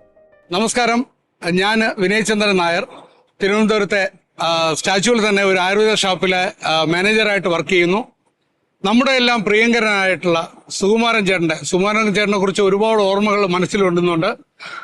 തിരുവനന്തപുരത്ത് ഹിന്ദി പ്രചാരസഭ വഴുതക്കാടായിരുന്നു ചേട്ടൻ താമസിച്ചിരുന്നത്. 1-2 പ്രാവശ്യം ചേട്ടനെ കാണാനുള്ള ഭാഗ്യവും ജീവിതത്തിൽ കിട്ടിയിട്ടുണ്ട്. സുകുമാരൻ ചേട്ടന്റെ ഓർമ്മ ദിനങ്ങളിൽ 11 വർഷമായിട്ട് എനിക്ക് തിരുവോരത്ത് 150ഓളം ഭക്ഷണപ്പൊതി നൽകാൻ സാധിക്കുന്നുണ്ട്. അത് ഏറ്റവും കൂടുതൽ നന്ദിയും കടപ്പാടും ഞാൻ അറിയിക്കുന്നത് സുകുവേട്ടന്റെ വൈഫായ മല്ലിക ചേച്ചിക്കാണ്. അതിന് എത്ര നന്ദി പറയലും മല്ലിക ചേച്ചിയോട് മതി വരില്ല. അതുമാത്രമല്ല, ചെറുപ്പകാലത്ത് നമ്മുടെയൊക്കെ ഹരമായിരുന്നു സുകുമാരൻ ചേട്ടൻ എന്ന് പറയുന്ന നടൻ. അദ്ദേഹം ചെയ്തു വെച്ച കഥാപാത്രങ്ങളിലൂടെ ഇന്നും അദ്ദേഹം ജീവിക്കുന്നു എന്ന് പറയുന്നത് ഒരു വലിയ കാര്യം തന്നെയാണ്.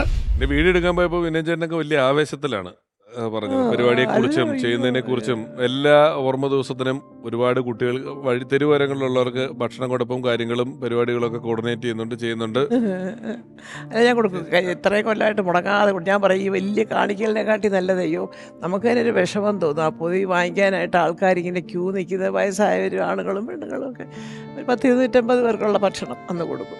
വീണ്ടും നേരത്തെ പറഞ്ഞല്ലോ, ഒരാള് അമ്മക്കുട്ടിയും ഒരാള് അച്ഛൻകുട്ടിയാണെന്നുള്ളത്. ഇപ്പൊ രാജു ഷൂട്ടുമായിട്ട് ബന്ധപ്പെട്ട് ഗുജറാത്തിലോ അവിടെ ആയിരുന്നു, ഇപ്പൊ ബോംബെയിലെത്തി. 50 ദിവസമായിട്ട് ഗുജറാത്തിലായിരുന്നു. എന്തായാലും വടക്കേ ഇന്ത്യൻ പ്രദേശങ്ങളിലാണ് നടക്കുന്നുള്ളത്.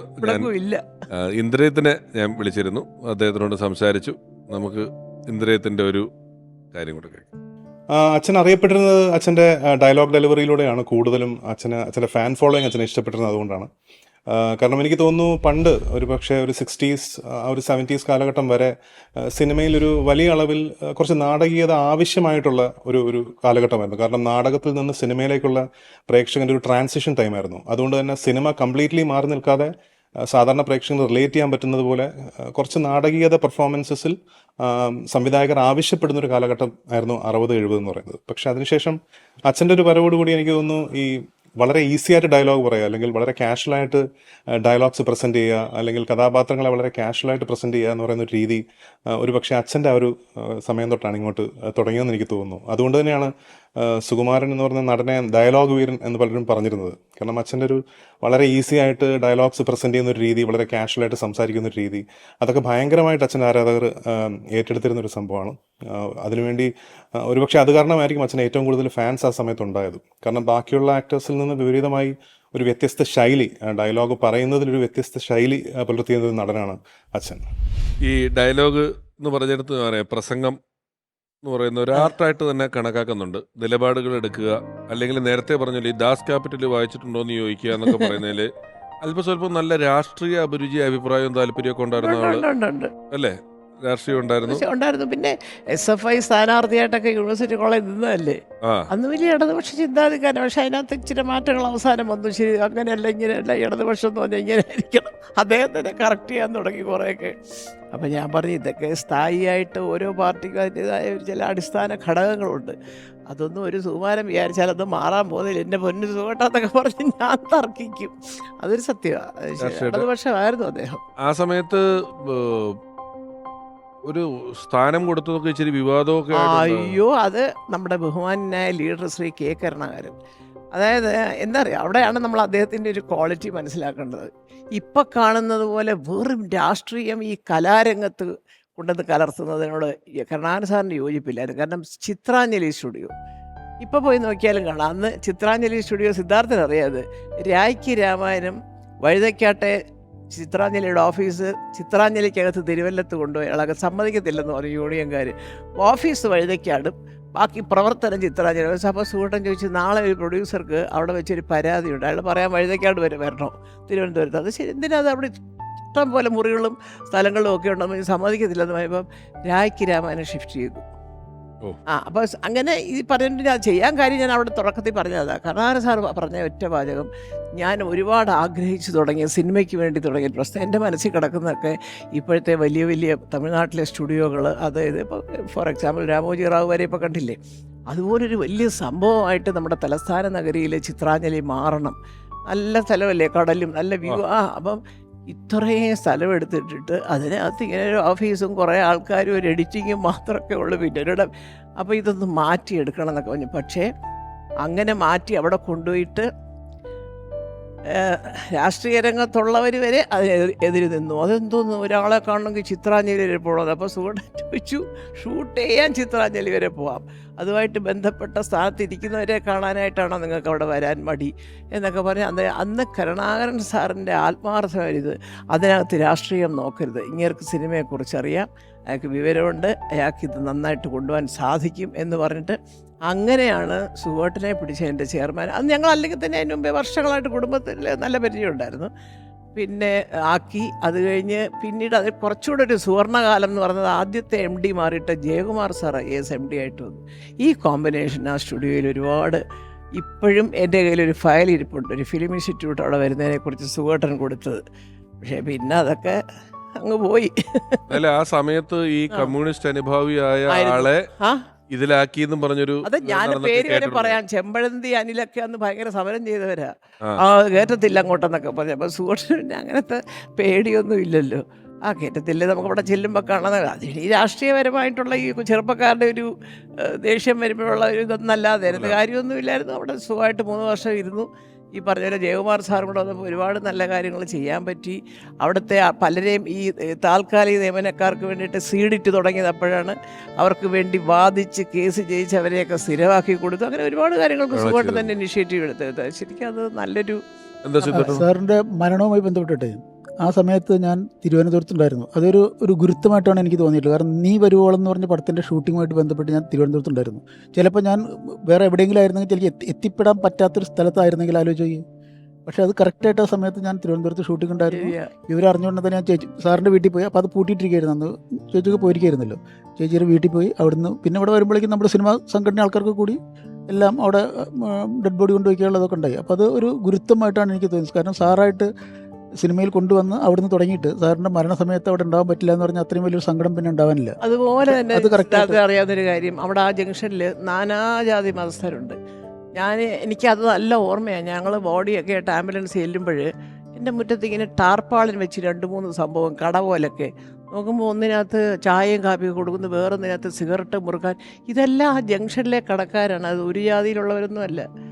സുഖുവേട്ടൻ്റെ മരണം എന്ന് പറഞ്ഞാൽ അവിടെ എല്ലാവർക്കും ഒരു ദുഃഖമായിരുന്നു. കാരണം പുള്ളി അങ്ങനെയാണ്, ഒരു മുണ്ട് മുടക്കി കുത്തി വലിയ ഷട്ടിടിയിലൊന്നും ഇല്ലല്ലോ, എല്ലാവരുമായിട്ട് വലിയ ഒരു സ്നേഹബന്ധത്തിൽ കഴിഞ്ഞു. ആ ഒരു സ്നേഹം, അതുകൊണ്ട് അദ്ദേഹം പോയപ്പോൾ അവർക്കുണ്ടായ വിഷമം, അയ്യോ ഞാൻ എന്നും ആലോചിക്കും.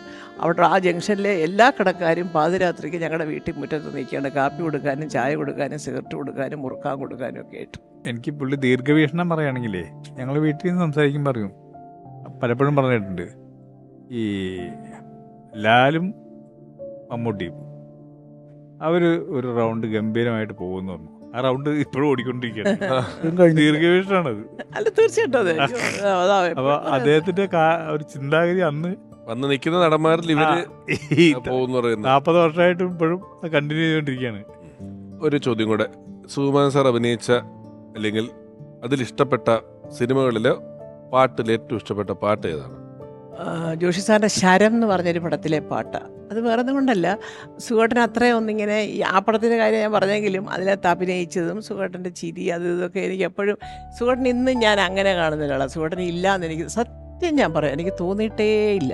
എവിടൊക്കെയോ ഉണ്ട് ഷൂട്ടിങ്ങിന് പോയതാണോ എന്താണെന്ന് അറിയാൻ വയ്യ. പലപ്പോഴും ഒരു മനോധൈര്യം പെട്ടെന്ന് വരും, അതൊക്കെ അദ്ദേഹത്തിൻ്റെ ഒരു ഇഞ്ചക്ഷനാണെന്നാണ് ഞാൻ ധരിക്കുന്നത്. ആ പാട്ട് എന്താ വെൺമേഘം കുടച്ചൂടും വെണ്ണിലാവിൻ ചന്ദ്രികയിൽ പുഷ്പരാഗത്തേരിൽ വരും സ്വപ്നലോലഗായകൻ നീ എന്നും എൻ്റെ ഹൃദയത്തിൽ പൊൻവസന്ത വീഥികളിൽ വെൺമേഘം കുടച്ചൂടും വെണ്ണിലാവിൻ ചന്ദ്രികയിൽ പുഷ്യരാഗത്തേരിൽ വരും സ്വപ്നലോലഗായകൻ നീ എന്നും എൻ്റെ ഹൃദയത്തിൻ പൊൻവസന്ത വീഥികളിൽ.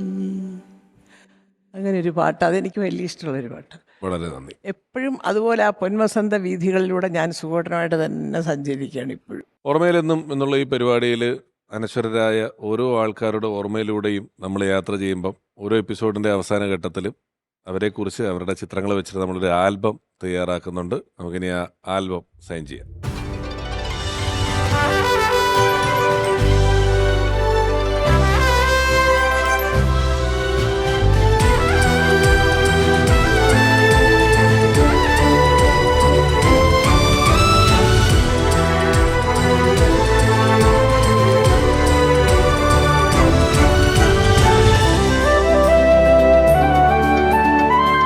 ചേച്ചിക്ക് ഞങ്ങളെ ഓർക്കാൻ അയ്യോ അമൃത ടിവിയുടെ ഭാഗത്ത് നിന്നും തീർച്ചയായിട്ടും.